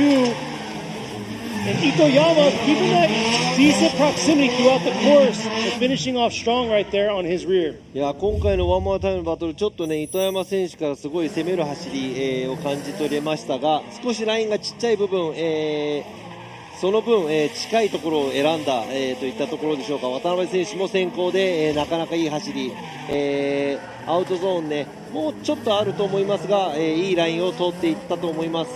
かなりいい追走が今見られたと思うので That was a pretty nice battle because it looks like Itoyama did sacrifice some of his line but he did get more proximity than what he did earlier and right there Watanabe looks like he did a good job tracing the outside line. Not a whole lot of angle and excitement but he did precisely take the car to the outside zone. So let's see what's going to happen in the second battle or the second time around. Like you said, he made those adjustments, so he obviously was listening. Let's see how he's going to do here. It looks like he's taking a huge lead right here, coming into outer zone 1. And Watanabe, I don't know what happened leaving that chicane area, but left Itoyama and kind of let him do his thing. So definitely didn't give him the tandem battle that we wanted to see, and not going to look good for Watanabe right there. ちょっとスタートから渡辺選手ストレートで離れすぎちゃった感がありますがずっと最後の最後まで追いつけずそして先行を走る糸山選手もですね、かなり、アウトの方に寄って走っています。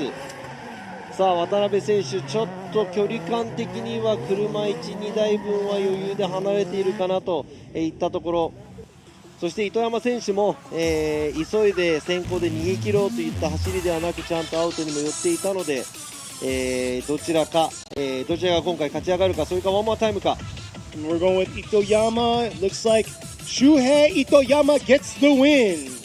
Moving on to the final four, closing out the left side of our bracket. さあ、このバトル制したのがゼッケン82番糸山選手勝ち上がりおめでとうございます。そして渡辺選手は残念ながらベスト8敗退という、ことです。次回頑張ってもらいたいと思います。さあ、ベスト8最後のバトルとなるバトル The battle that's going to be the battle Battle of the battle. I said the battle a little too much 今バトルちょっと言い過ぎちゃいましたが最後のバトルとなるバトル It's a good sign, showing up to the line. さあ、スタートラインに両者つきました So they're both on the start line 画面左側先行Left car, the lead car is car number 3, Keiichi Nomura. Giving chase is car number 206, Yukio Matsui. さあ、松井選手が後追い。野村選手先行。Looks like they're ready to go. Nomura in the lead. The R34 going against Matsui in the S13. Here he is. Matsui right there early on, right there on his rear fender, closing it in right here through outer zone 1. Looks like Nomura could have been a little deeper in that outer zone 1. But real deep in the outer zone 2, but man, Matsui keeping that close proximity to him right there throughout the course and dialing it in right there through the finish. Wow, what a chase right there. さあ距離感的には松井選手が終始プレッシャーを与え続けているところ野村選手少しアウトゾーンに入るのが遅い、ところしかしですねその後アウトゾーンに3とですねアウトラインをうまくトレースそしてここの角度アウトゾーン3から4に行く角度ですね少し松井選手ラインがちっちゃく、横並びでフィニッシュラインを通るといった、感じです。Now right here, Nomura looks like he gets into outside zone 1 a little later. Matsui giving good pressure, little less angle in line. But right there, Nomura's lead run, the nice angle going from outside zone 3 to 4. And Matsui ended up being on a smaller line throughout outside 3 to 4. So let's see what's going to happen when they switch places. さあ、入れ替えての、走りがどういう、ものになるのか。松井選手が、今度は先行、野村選手が後追いです。This side, Matsui is in the lead position while Nomura's in the chase.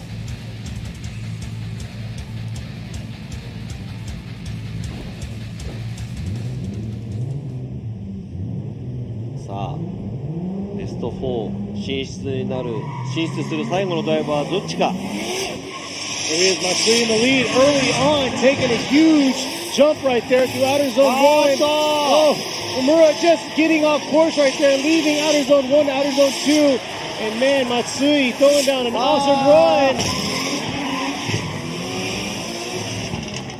いや It got interesting there right at the end. 先行の野村選手の走り良かったんですが、後追いでちょっと遅れて、ストレート離された分、アウトゾーン1でなんとここでタイヤ3本いくかいかないかの脱輪、大きなミス。こちらもですね、松井選手の角度、いい角度のところ野村選手、入っていきましたが、ちょっとその後の処理もギクシャクしたところですね。 Right here, Matsui doing what he's supposed to do as a lead car. Nomura looks like he's almost 3 tires off at outside zone 1. Matsui making that angle there. Nomura trying to keep the proximity throughout the track, but does get caught up with that at Matsui's angle at outside zone 3. Now what's going to happen here? Yuichi Nomura going with Matsui. Kata going with Matsui. So Yukio Matsui gets the win and is the final one to move on to the final 4. さあ予選3番で、勝ちのが上がってきた野村選手、ここで敗退残念。勝ち上がったのはゼッケン206松井選手、ベスト4最後の進出となりました。And that's a big win right there for Matsui. Matsui's the only one that's the top 3 in rankings right now, so we'll see how he's going to do. But at the same time, Hiraoka was sitting at 5th, and all the other guys already got knocked out, so definitely good for him right now.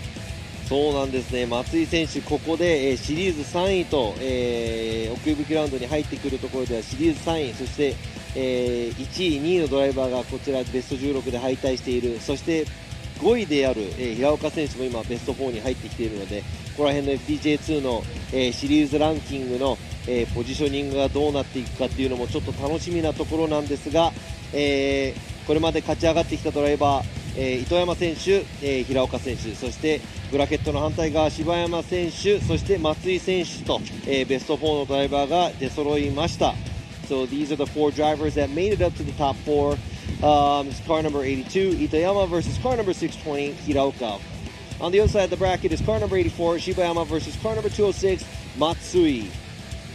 Yeah, Shibayama and Matsui is going to be very interesting. Both of them have been very aggressive, and they've been carrying a lot of momentum through outer zone 1 and tracing it all the way around to all the other zones. So that's going to be a very fast, very impactful tandem battle that we're going to see between the two.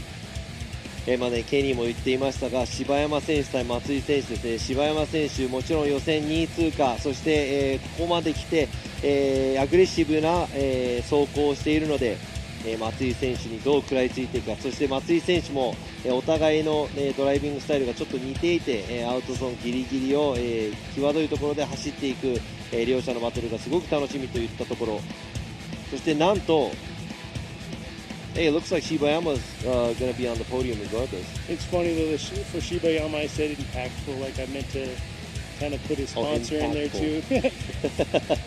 さあ柴山選手もね、チーム名がインパクトということで、インパクトがある走りなんですが、ここ、予選のポイントで、高い方が3位になるということで、ちょっとですね、情報で言うと今柴山選手、ベスト4の中で一番高いポジションで、予選を通って2位ということで、柴山選手確実に表彰台に乗れるという、ことですね。Yeah, it's definitely gonna be on the podium for sure. And I don't have the points complete breakdown, but Shibayama currently is sitting 10th in points. I don't know what the exact point rating is right now, but this is definitely going to bump him up in the standings, and it's going to be very interesting how it's going to pan out for the rest of this event.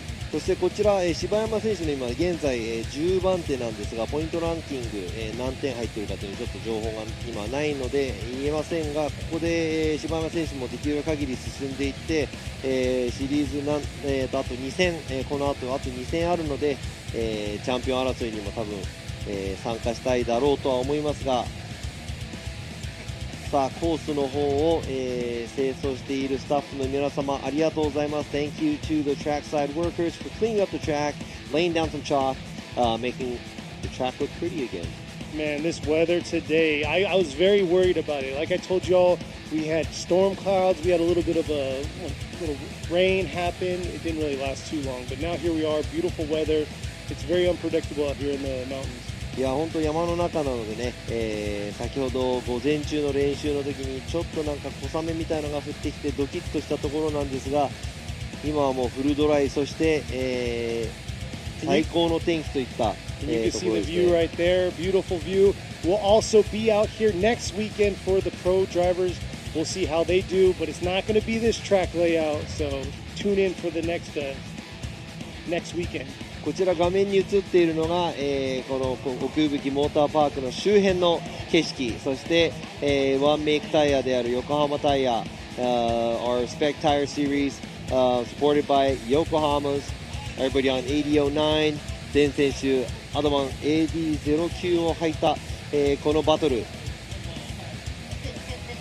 みんな、イーブンな、グリップレベルという、バトルです。そしてね、奥吹モーターパーク来週末も、戻ってまいります。このコースではありませんが FDJ、シリーズ後半、のバトル、このコースではないコースで行われますが、さあ、ベスト4準決勝の最初のバトル、スタートラインに並んでおります。先行がカーナンバー620秀夫平岡、そして後追いがカーナンバー82周平糸山。Hiraoka in the lead, while you have Itoyama in the chase. Here they are, ready to get it down for the final four right here. Coming in, Hiraoka coming in real hot. Itoyama's got to close that proximity right here. Keep that close proximity throughout the course. And it looks like he's holding on right there, taking a shorter line, trying to close that proximity gap between them. And right there, strong through the finish. さあ準決勝最初のバトルにふさわしいドライバーが2名走っています。糸山選手最初から、近い距離感を持ちながら少しでもラインも同じようなラインを通って近づいて、ここ平岡選手アウトゾーン2に寄り切れず、小さいラインとなってしまいました。そして終始糸山選手プレッシャーをかけ続け、お互いフィニッシュラインを通っていきました。 Looks like 平岡 misses outside zone 2. I thought Itoyama was on a smaller line, but he's actually on the same line as Hiraoka, trying to keep the line the same. Hiraoka misses outside zone 2. Itoyama misses outside zone 3, but tries to keep the pressure on Hiraoka. So now we're going to have to see what's going to happen when the chase car is leading. さあ今度は糸山選手が先行、平岡選手が後追いでどんな走りを見せてくれるか。 We'll see here. We'll see how Itoyama does in the lead this time. Has to fill those zones, get all the way out there. Let's see how Hiraoka is going to do on the chase. Looks like they're ready to go. Here they are. Lead car right here, coming real aggressive right here in the outer zone 1. Nice job filling that zone by the lead, and the chase right there, keeping that close proximity. Nice dive right there, coming into outer zone 2 to outer zone 3. Oh my God, right here. Oh! Just clipping the lead driver right there. 平岡選手 Got a little too greedy right there at the end. そうですね、すごい後追いをした。 He was getting really close to Itoyama, but he might have got a little greedy. But here we go. Itoyama right on the line. 糸山選手ライン上ギリギリアウトずっと走っているところ、ここで振り返すところ、糸山選手のリアが回ってきたところ、平岡選手のフロントと接触。 Man, that's very unfortunate right there, the contact that was made with the transition from outer zone 3 to outer zone 4. So Imamura's going to go with Itoyama. Gotta go with Itoyama. So Shuhei Itoyama gets the win and moves on to the finals. さあ決勝に進出したのはカーナンバー82糸山修平選手、おめでとうございます。なんと予選16位通過の糸山選手、決勝まで来ました。平岡選手気迫がある後追い、残念ながら接触により今回は敗退といったところですが、糸山選手ここまで持ちこたえてすごい走り。さあ今度は、準決勝続いてのバトル The next battle of the semi-finals。 さあ先行はカーナンバー84翔太柴山、そして後追いがカーナンバー206松井幸男松井。さあどんな走りになるのか。 This is going to be a very interesting battle between these drivers. Both very, very aggressive, very fast. Let's see how they're going to do here. Right there, Matsui, early on, closing that proximity on him to the outer zone 1. Nice job right there by Shibayama. Shibayama doing a beautiful job through outer zone 2, filling all of outer zone 2, just like his 92-point qualified run. Nice lead right there, and Matsui on the chase. さあ柴山選手もちろん、予選2位通過のね、走り素晴らしい走り、アウトゾーンギリギリを、アウトゾーン1ちょっと入るのが遅れましたが、その後ずっとアウトをなぞっていく形、松井選手も終始プレッシャーを与えながら少し、ラインと角度がちょっと小さいところ、こちらもですね松井選手アウトゾーン4に寄り切れずに、横並びで、柴山選手とフィニッシュラインを越えていったところですが、Nice job filling those zone by Shibayama. Yeah, Shibayama does a great job as a lead run, and I would have to say Matsui is sacrificing a lot of line and angle just to keep the proximity. He doesn't get really close to any of the outside zones, and that's not really, we don't want to see just proximity. We want to see a good, even amount of all of it. So, 続いてはですね、松井選手が今度は、先行、そして柴山選手が後追いとなります。Now the tables are turned. Matsui's going to be in the lead this time. Shibayama in the chase. Shibayama's got to be early on, close proximity to Matsui. And Matsui's coming out real aggressive early on here at the outer zone 1. Shibayama right there, dialing it in, getting real closer. See if he can hold it through. Get back on Matsui. Matsui doing a phenomenal job through those zones, filling it deep into those zones right here in outer zone 4. An overall beautiful tandem battle between these two. さあ今度は松井選手先行で、なかなかいい走り、こちら少しちょっと松井選手もタイヤが1本出てしまった。でも修正しました。そしてアウトゾーン2、アウトゾーン3、いいところを寄っていきます。そして柴山選手もねこちら、終始プレッシャーをかけながら、できる限り松井選手の、同じライン同じ角度をトレースしながら後追いしていきましたが、ここですねちょっと松井選手角度の修正が入り、アウトにタイヤが1本出てしまったというところ。 Yeah, I'll give you this. Shibayama did a phenomenal job following Matsui's line, but definitely sacrificed a little bit of the proximity throughout that course. While it was the other way around for Matsui whenever he was in the chase position.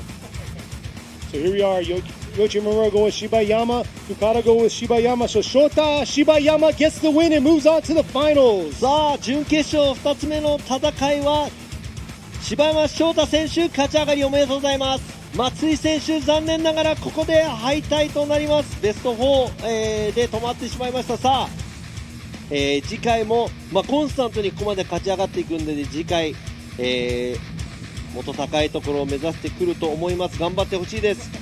さあ決勝戦の戦いなんですが、決勝戦なんと予選2位の柴山選手対予選16位の糸山選手のバトルとなります。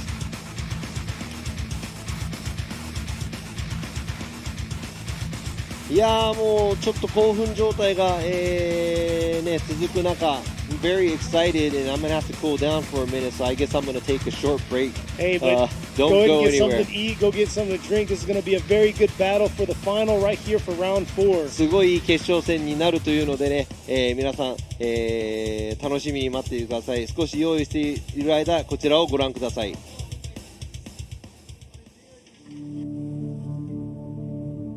ォーミュラードリフトジャパン。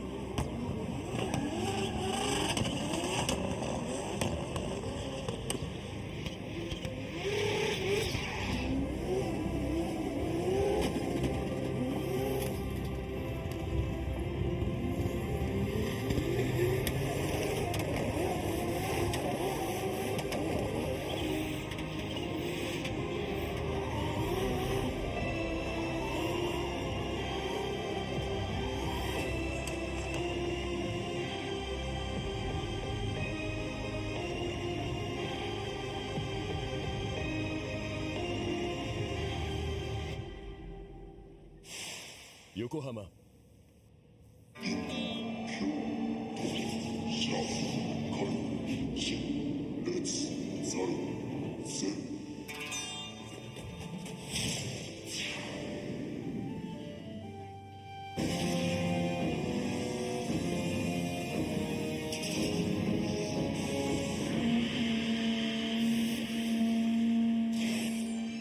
Ultimate lubricant. Mortis.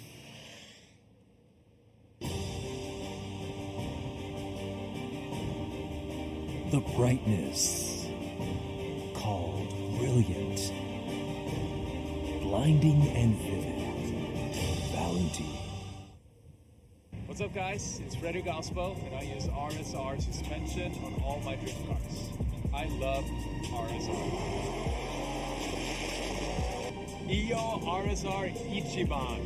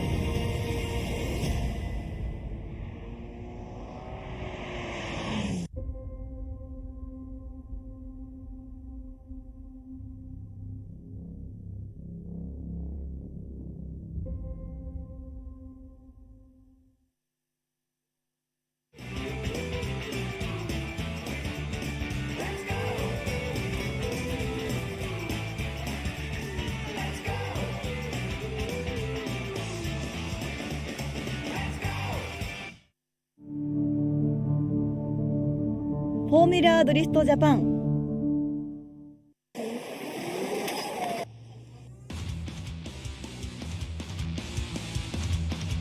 We are back, ready to see this final battle here. Made it through our top 16, did qualifying all day yesterday, 40 cars. Here we are down to 2 cars for the round 4 of the 2022 Yokohama Presents Formula Drift Japan FDJ2。 さあとうとうやってまいりました。この、お時間です。昨日の41台の予選からここファイナル、2台、まで絞り込んできました。この、奥引モーターパークでジムカーナコースでの、2022と横浜タイヤプレゼンツフォーミュラドリフトジャパンラウンド 4FDJ2 ラウンド4ですね。ついに決勝ファイナルをお届けしてまいりたいと思いますが、勝ち上がってきたのが昨日の予選、なんと16位の糸山選手が決勝まで来ました。そして昨日の予選2位の柴山選手終始、予選のね、2位で通過できる先行の走りをしてまいりましたが、やっとここまで来ました。ファイナルです。 We're here finally at the finals。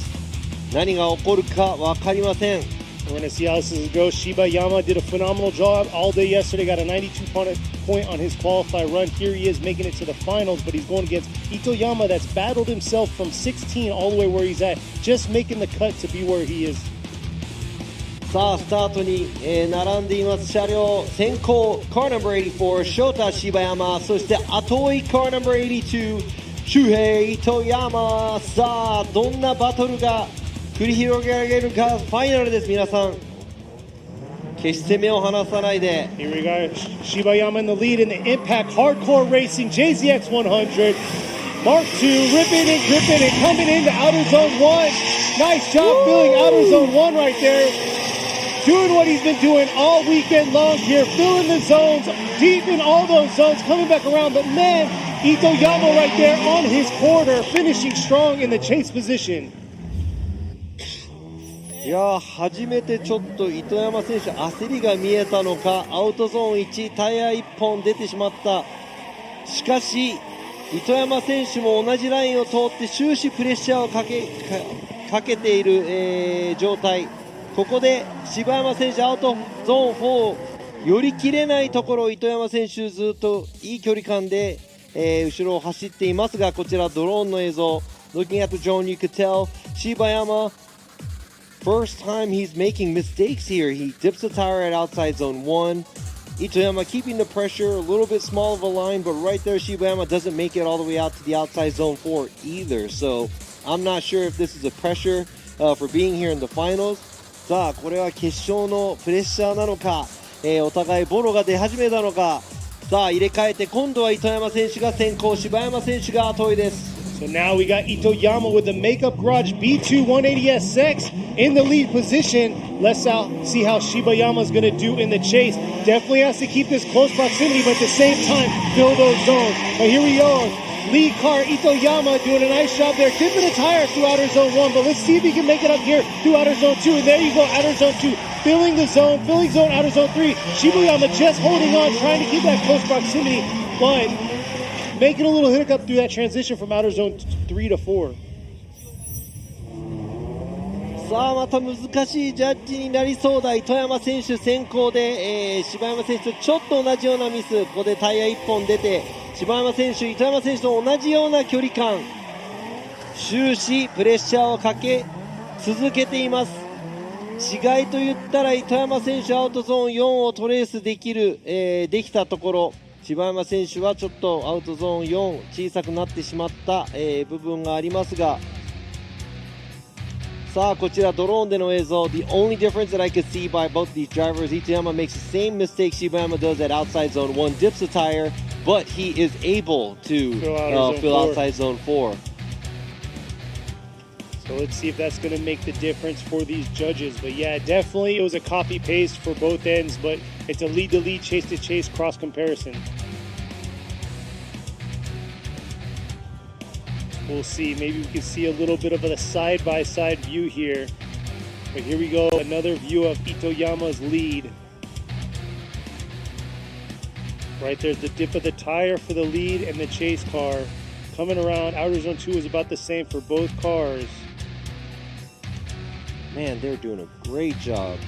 いや本当お互いねちょっと決勝、ということでハイレベルな、追走、お互い先行後追いの走りを、しています。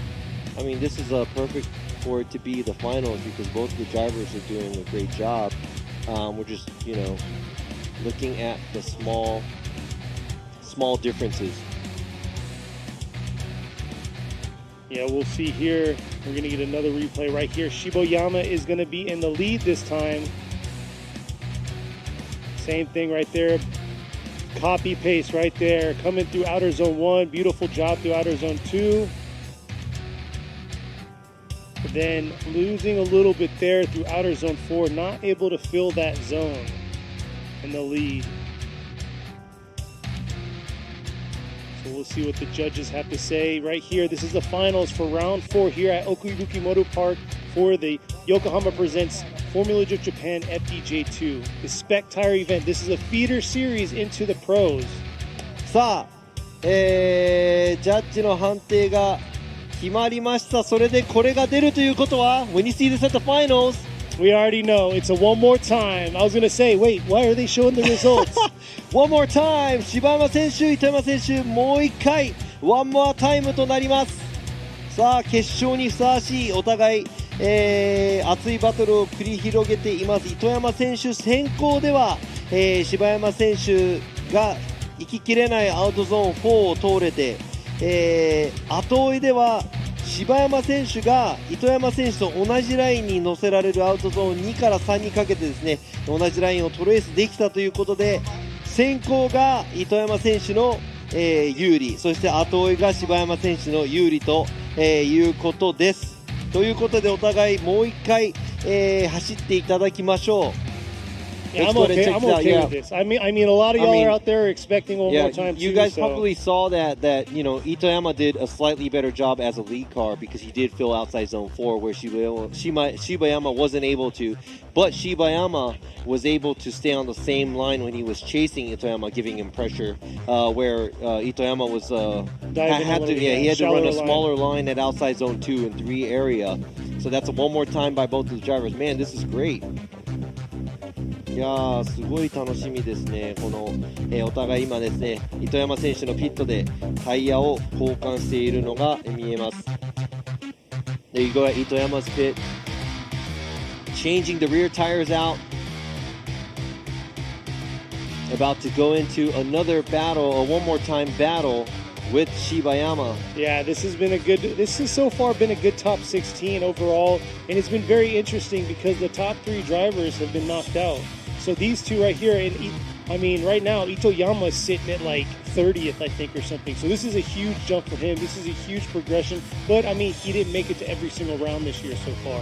いや、糸山選手もですね、ベスト41台中ベスト16、16位ギリギリ通過したドライバーがなんとここまで来て予選2位の柴山選手とワンマータイムに持ち込んだバトル。糸山選手はなぜか、回を重ねるごとにどんどん、走りが良くなっていくような感じがしましたが、こちらジャッジ席ですね、カメラが、向こうですね、こちら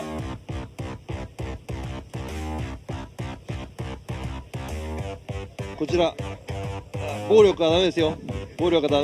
Hey, no violence here. ジャッジ席の方ですが、一番、奥にいらっしゃる今村陽一ジャッジ、ちゃんと起きてますよ。そして深田ジャッジです。深田ジャッジは、来週末のフォーミュラドリフトジャパン、向こうのコースですね、ここの、ジムカーナコースでない場所で、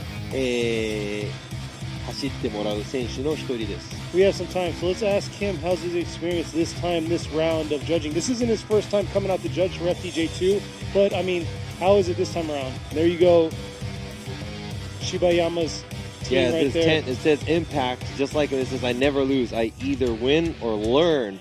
That's a pretty cool saying right there. さあ、深田ジャッジもですね、今回ゲストジャッジということで、来ていただきましたが、何度も、フォーミュラドリフトジャパン J2 の方ですね、ゲストのジャッジとして来ていますが、選手としてこうやってジャッジの席に座って見ているのってどんな気分なんですか？正直言うと走りたくなりますよね。He said it makes him want to drive. Well, that's good. それはいいことだ。You'll do that next weekend. 来週末走るから。そう、来週末走るために、今からその心の準備というか、それができる感じですよね。Okay, so he said he can get himself into that mindset for next weekend, being here, watching all the driving. そしてこういう新しいコースレイアウトっていうのはちょっと僕好きで、さっきからずっと走ってみたいなと思う気持ちにさせてくれますよね。いや本当にそうですよね。Yeah, like he said, he likes the new layouts because it makes him want to drive it and gets him into that feeling. And I agree with him. I love new tracks. I love new layouts because when you're doing the same thing over and over again, it gets a little tiring. 僕もね、新しいレイアウト、もうなんなら毎戦新しいレイアウトができたらなと思いますね。やっぱり、同じことを繰り返し同じことをずっとやってるっていうのは僕的には個人的にはあんまり好きじゃないんで、また新しいものをやった時にこのレイアウトで最初はみんなって多分なってたと思うんですが、このレイアウトでここまで追走が楽しめる、レイアウトだってことは多分一番最初誰も思ってなかったと思います。そうですよね。単走で走っても難しいですし、追走で走ってもこのコースレイアウトってすごいこう簡単そうに見えてすごい奥が深いそうですねコースレイアウトなんで。はい。Yeah, so we're discussing that where this track at first everybody didn't like it, or a lot of people didn't like it, didn't think that it was going to be a good track, but man, this is a really good tandem track because it makes all the drivers do everything they have to. There's a big sweeper, there's a decel area, there's a real quick turn you have to do. And it's very short and compact, where it keeps it's good for the show too. Yeah, it's definitely a huge change from where we were at last weekend at Sugo. But looks like these two are ready to go at the line, ready to battle this final battle, this one more time battle. さあ決勝戦、2回目の決勝戦、最初のがワンモアタイムとなりました。今度はどちらが勝ち進むんじゃないや、勝ち上がって、優勝ができるのか。先行は Car No. 84翔太柴山、そして後追いが Car No. 82周平糸山。 Let's see how Shibayama is going to do here in the lead with his impact and hardcore racing JZX 100 Mark II. He's been carrying crazy momentum, but he has Itoyama right behind him. There they are, coming into outer zone 1 right there. Dial a little bit closer, but still dipping a little bit of a tire there. But nice job through outer zone 2. But man, Itoyama keeping that proximity pretty fair all the way around through that course. But that time right there, Shibayama filled outer zone 4. さあ今度の走り、柴山選手、いつもの走りなのかなといったところ、ちょっとタイヤがアウトゾーン1で出てしまいましたが、後ろからついてくる糸山選手、少し、ラインがちっちゃい状態で、柴山選手の後、追走していきますが、ここ、糸山選手またちょっとアウトゾーン3で小さいかなといったところ、しかし柴山選手は先行で綺麗にアウトを走っていきました。しかしですね、ラインをちょっとちっちゃくしながら後ろをついてきた糸山選手、終始いいプレッシャーを柴山選手にかけ続けていると思います。 It looks like Shibayama got his mojo back, running the outside line throughout the whole track. Itoyama doesn't run as deep as he's supposed to, but he does keep giving the pressure to the lead car. So now it's going to be up to how Shibayama is going to give Itoyama a chase. Yeah, Itoyama did sacrifice a little through outer zone 3 and took a shallower line, but he had fair proximity throughout the course. Definitely Shibayama is going to have to step it up here, close the proximity, but at the same time fill those zones and run that line. さあ今度は柴山選手がどう糸山選手を攻めるか、そして糸山選手どう前で走るか。 There you go, さあ決勝 Itoyama. です。 Here it is right here, possibly the last run of the day coming in. Itoyama, oh, dip it two, almost 3 times there in outer zone 1. And here he is right here, Shibayama not phased by that and just keeping that closer proximity than he did last time. Coming into here, outer zone 4 and finishing off strong. And man, not the way that Itoyama probably wanted to come into outer zone 1. ちょっと力が入りすぎたのか糸山選手、ここであれは3本かな、タイヤが2本以上3本出ていると、まあ予選では0点となってしまう、走りなんですが、ちょっと右の前のタイヤがオンラインなのか微妙なところ。しかしですね、柴山選手終始糸山選手が後追いをしていたところと同じぐらいの距離感、同じようなラインを、走ってきました。そしてドローンの映像こちら、 As you can see, Shibayama giving the same amount of pressure Itoyama did, and man, I would have to say that's close to 3 tires off at the entry where Itoyama did go off. It looked like he went a little too hard and a little too deep. Yeah, definitely not the way he should have came in right there. But we're going to have to see what these judges have, and hopefully, you know, they might play in his part. But yeah, definitely crazy battle. A way to go right there. One more time between these two. But we'll see here what the judges have to say. さあ、ジャッジの方多分決まったところです。これでレッドラインが出たらまたワンモアタイム、出なかったらこちらでアナウンス、することになります。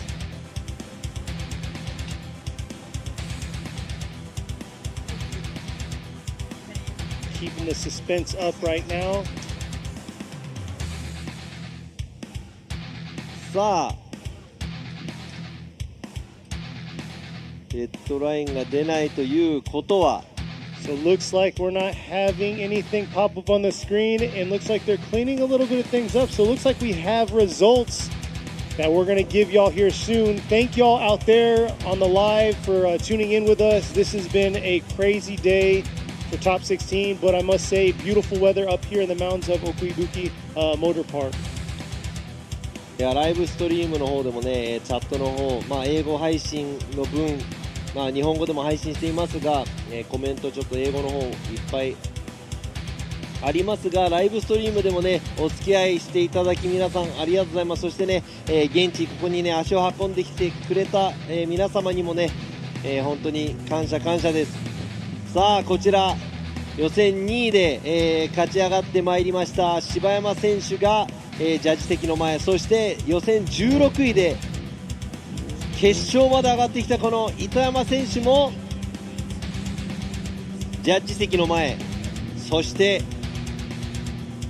なんとですね今年新車導入して、参戦となる平岡選手が、こちらジャッジ席の前車両を並んでまいりました。こちらドローンでの映像 looks like we got the second qualifier Shibayama lined up with number 16 qualifier Itoyama, and right there Hiraoka in his brand new build for this year, first time in FDJ2 series, all lined up in front of the judging stand.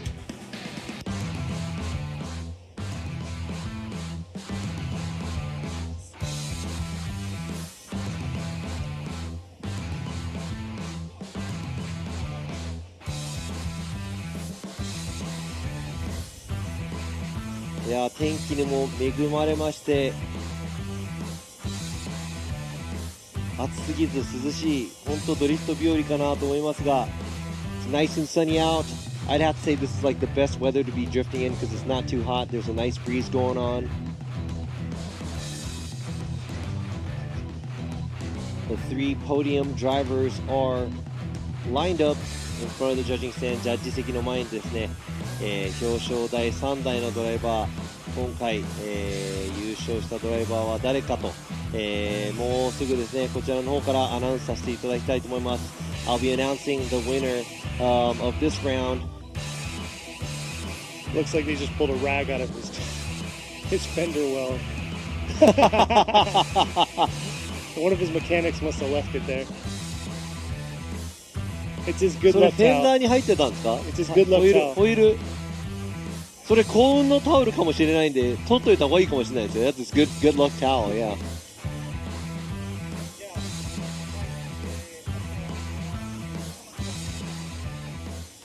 さあもうそろそろ発表を、に参りたいと思いますが We will go into the announcement of the top 3 drivers here at the 2020 Yokohama Tire presents Formula Drift Japan FDJ2 Round 4 Okuibuki Motor Park Gymkhana course. He meant to say 2022.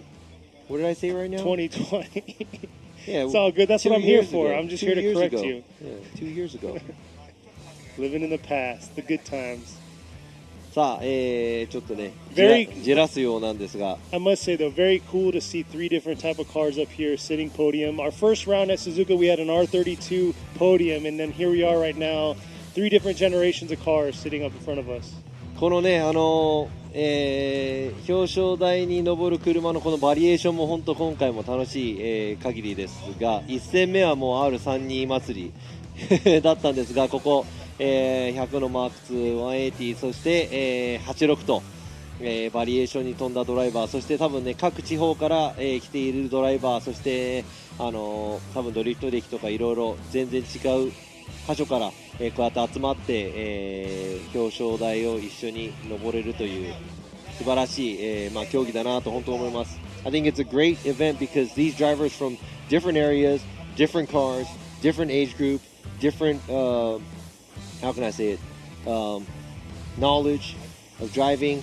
But let's go ahead and move on to calling out the third place driver. さあ、いよいよですね、お待たせいたしました3位の、ドライバーの発表に参りたいと思います。 So finishing third today.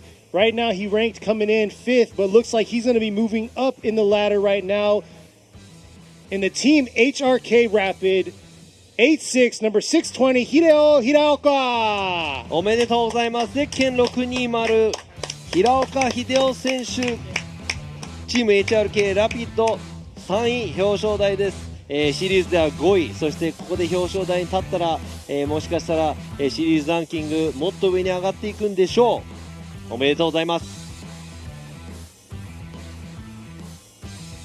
さあいよいよですね、今回の、ラウンドの優勝ドライバーの発表に参りたいと思います。2022年横浜タイヤプレゼンツフォーミュラードリフトジャパン FDJ2 Round4 奥吹モーターパークジムカーナコース優勝ドライバー The winner here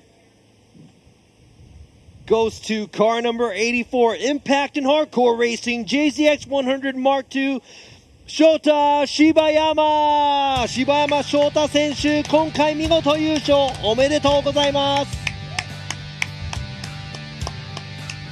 いやー予選2位からここまで勝ち上がってきて優勝を勝ち取りました。もう最初から最後まで調子いい走りを、できました。おめでとうございます。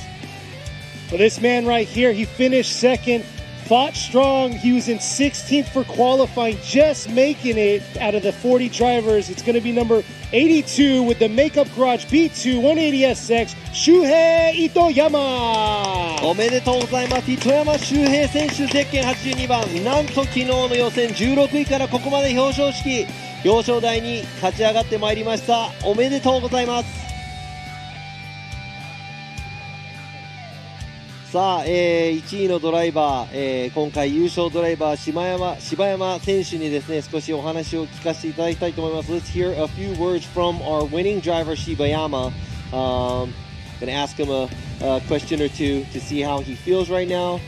さあ柴山選手おめでとうございます。昨日から、予選も2位だったということで調子が良かったと思いますが今の気持ち一言。単純にもう本当に嬉しいです。今年始まって以来、鳴かず飛ばずの結果ばっかだったんでこの辺でちょっと表彰台を乗っかりたかったんで、なおかつ優勝までできたんで本当に良かったです。この表彰台の、優勝できたことをみんなでちょっと喜びを分かち合いたいと思います。ありがとうございました。いや本当におめでとうございます。素晴らしい走りでした。So he said he's just super happy, and this year, throughout the year, he hasn't been able to get the results that he was hoping for, but he wanted to get onto the podium as soon as possible, and he did, and on top of that, it's a win of a round. So he said he's really happy. He wants to enjoy this win with all of his crew and friends. So congratulations. 本当におめでとうございます。それではですね、2位となった糸山選手にもちょっとお話聞きたいと思います。なんと、ベスト16位ということで、ここまで勝ち進んできた糸山選手表彰台も初めてということで今回の気持ちをお聞かせください。いや多分ここにいるみんながあいつがと多分思ってると思うんですけど、ここに来れたのがちょっとすみません、一緒に戦っているチームのおかげだと思いますんで本当ありがとうございました。すみません、もう無理です。いやおめでとうございます。感極まって。いやでも嬉しいですよ。いや今のいやすみませんでした。もう最後の最後でやらかしました。いやもう堂々としてていいと思います。素晴らしい走りだったんで本当におめでとうございます。He got a little emotional at the end, and I wouldn't blame him because he was like everybody here probably thought like what him, but he said he's able to make it this far, and it's all because of his team, and he would like to thank him. He said sorry about the last part of the runs. He wasn't able to put together what he was supposed to, but man, that was very emotional. But congratulations to him. 本当にね、おめでとうございます。さあ3位の、平岡選手なんですが、今年、2つ目の表彰台ということで、今シリーズランキング5位、シリーズを多分狙っていると思いますが、ここで3位になれた一言をちょっと、お聞かせください。はい、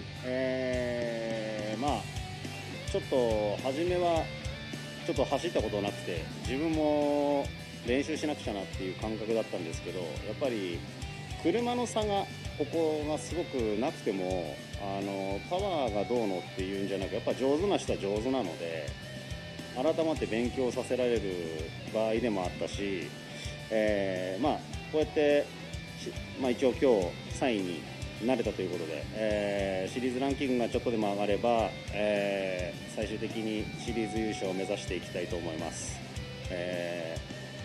それまで皆さん、一緒になって楽しみましょう。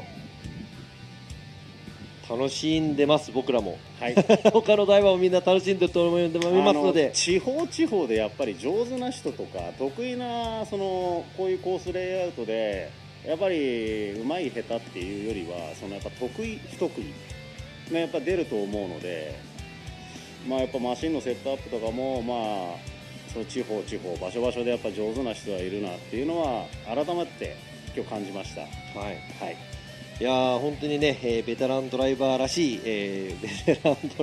い、コメント、平岡選手ありがとうございます。そして、シリーズランキングの方も頑張っていただきたいと思います。はい、So that was Hiraoka's comments. He said at first he wasn't sure about the track, but he knew that he had to, practice a little bit more to get used to it, needed to get used to it. And he said that the car difference didn't make a big difference here because, the power difference didn't make a huge impact on how the drivers drove.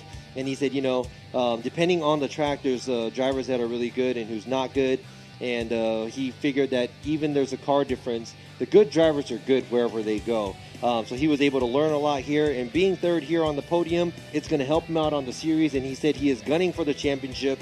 And he said, all the drivers, everybody, let's just enjoy this moment and try to enjoy the championship.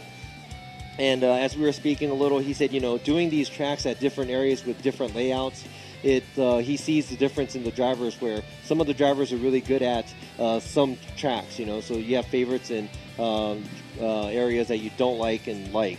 So he said being able to see that actually makes him think a little bit more on setup. So he said the, drivers that are good at setups are, good anywhere else too. So.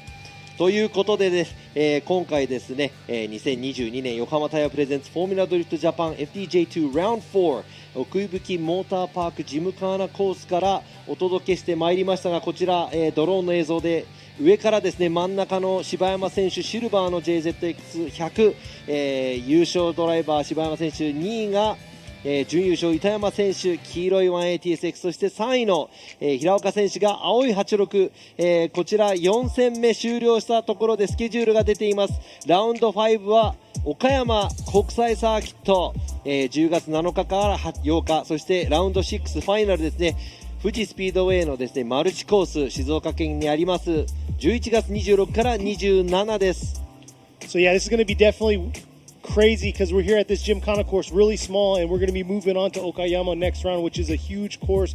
It's the same layout as we've always seen it, so that's going to be very interesting, the adjustments they're going to have to make to their cars and their driving coming into that next round. But at the same time, then it goes back to a smaller course going to Fuji because they're going to be not using the international speedway track, they're going to be using the drift park. So that's going to be very interesting. I think multi-purpose. Yeah, multi-purpose park, yeah. Formerly known as the drift pad, I believe. Yeah. さあ、コースの、線を引いてくれる方々、そして他のチームの皆様、お越しいただいた皆様、そしてライブストリームをご覧の皆様、そしてスタッフの皆様、ジャッジの皆様もね、本当に皆さん今日はお疲れ様でした。 Thank you for being here with us. Would like to thank the trackside staff, everybody who actually came to spectate, you guys watching us on live stream, and also all the teams and drivers, my fellow judges, and you too, Kenny. Thank you very much. I would like to close this out with happiness, and man, I'm in a good mood today. Exactly. But on top of that, next weekend we're going to be back here, so tune in to us. We will have the English and Japanese separated channel for the YouTube channel, so come check us out. Hear myself and Robbie, talk a little bit about drifting, and we'll be back on a different course. そうなんです。忘れちゃダメなのが来週末もここ、奥井吹モーターパークでフォーミュラドリフトジャパンね、深田ジャッジがドライバーとなる姿もぜひ見てください。そしてライブストリーム、こちらにね足を運べない方はライブストリームをご覧になって、近くにいる方はぜひ来週末遊びに来てください。その時もね放送が今度は英語と日本語で分かれるので、皆様も、分かりやすくなるかなと思いますが、今回ですね、この優勝ドライバー、そして2位3位と、楽しい結果、新しいコースでもちっちゃいコースでも、これだけいい、追走ができるんだっていうことを証明できたかなと本当に思いますので、皆さんもどんどんフォーミュラドリフトジャパンの方を応援していってもらいたいと思います。 Thank you for cheering us on and watching us here at Formula Drift Japan. I think we proved it that any kind of track is a good tandem track. We can enjoy watching drifting wherever you're at. So make sure you stay tuned and come back here next weekend. Thank you very much, and have a nice night, day, wherever you're at. Exactly, and thank you, Robbie. それでは皆さん hard worker. ありがとうございました。さようなら。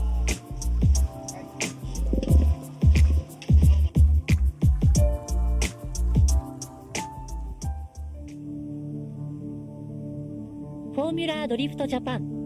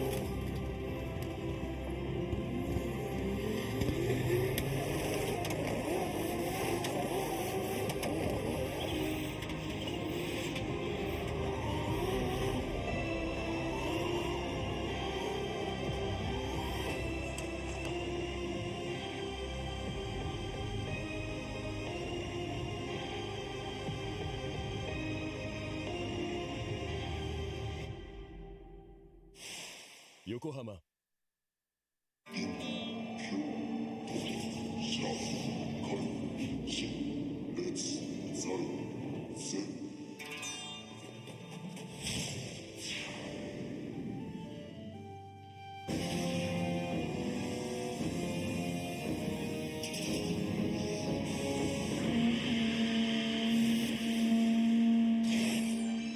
Ultimate lubricant. Mortis.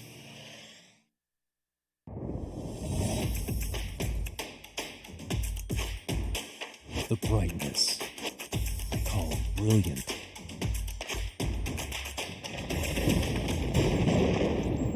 Valentine. What's up, guys? It's Frederick Galspo, and I use RSR suspension on all my drift cars. I love RSR. Iyo RSR Ichiban.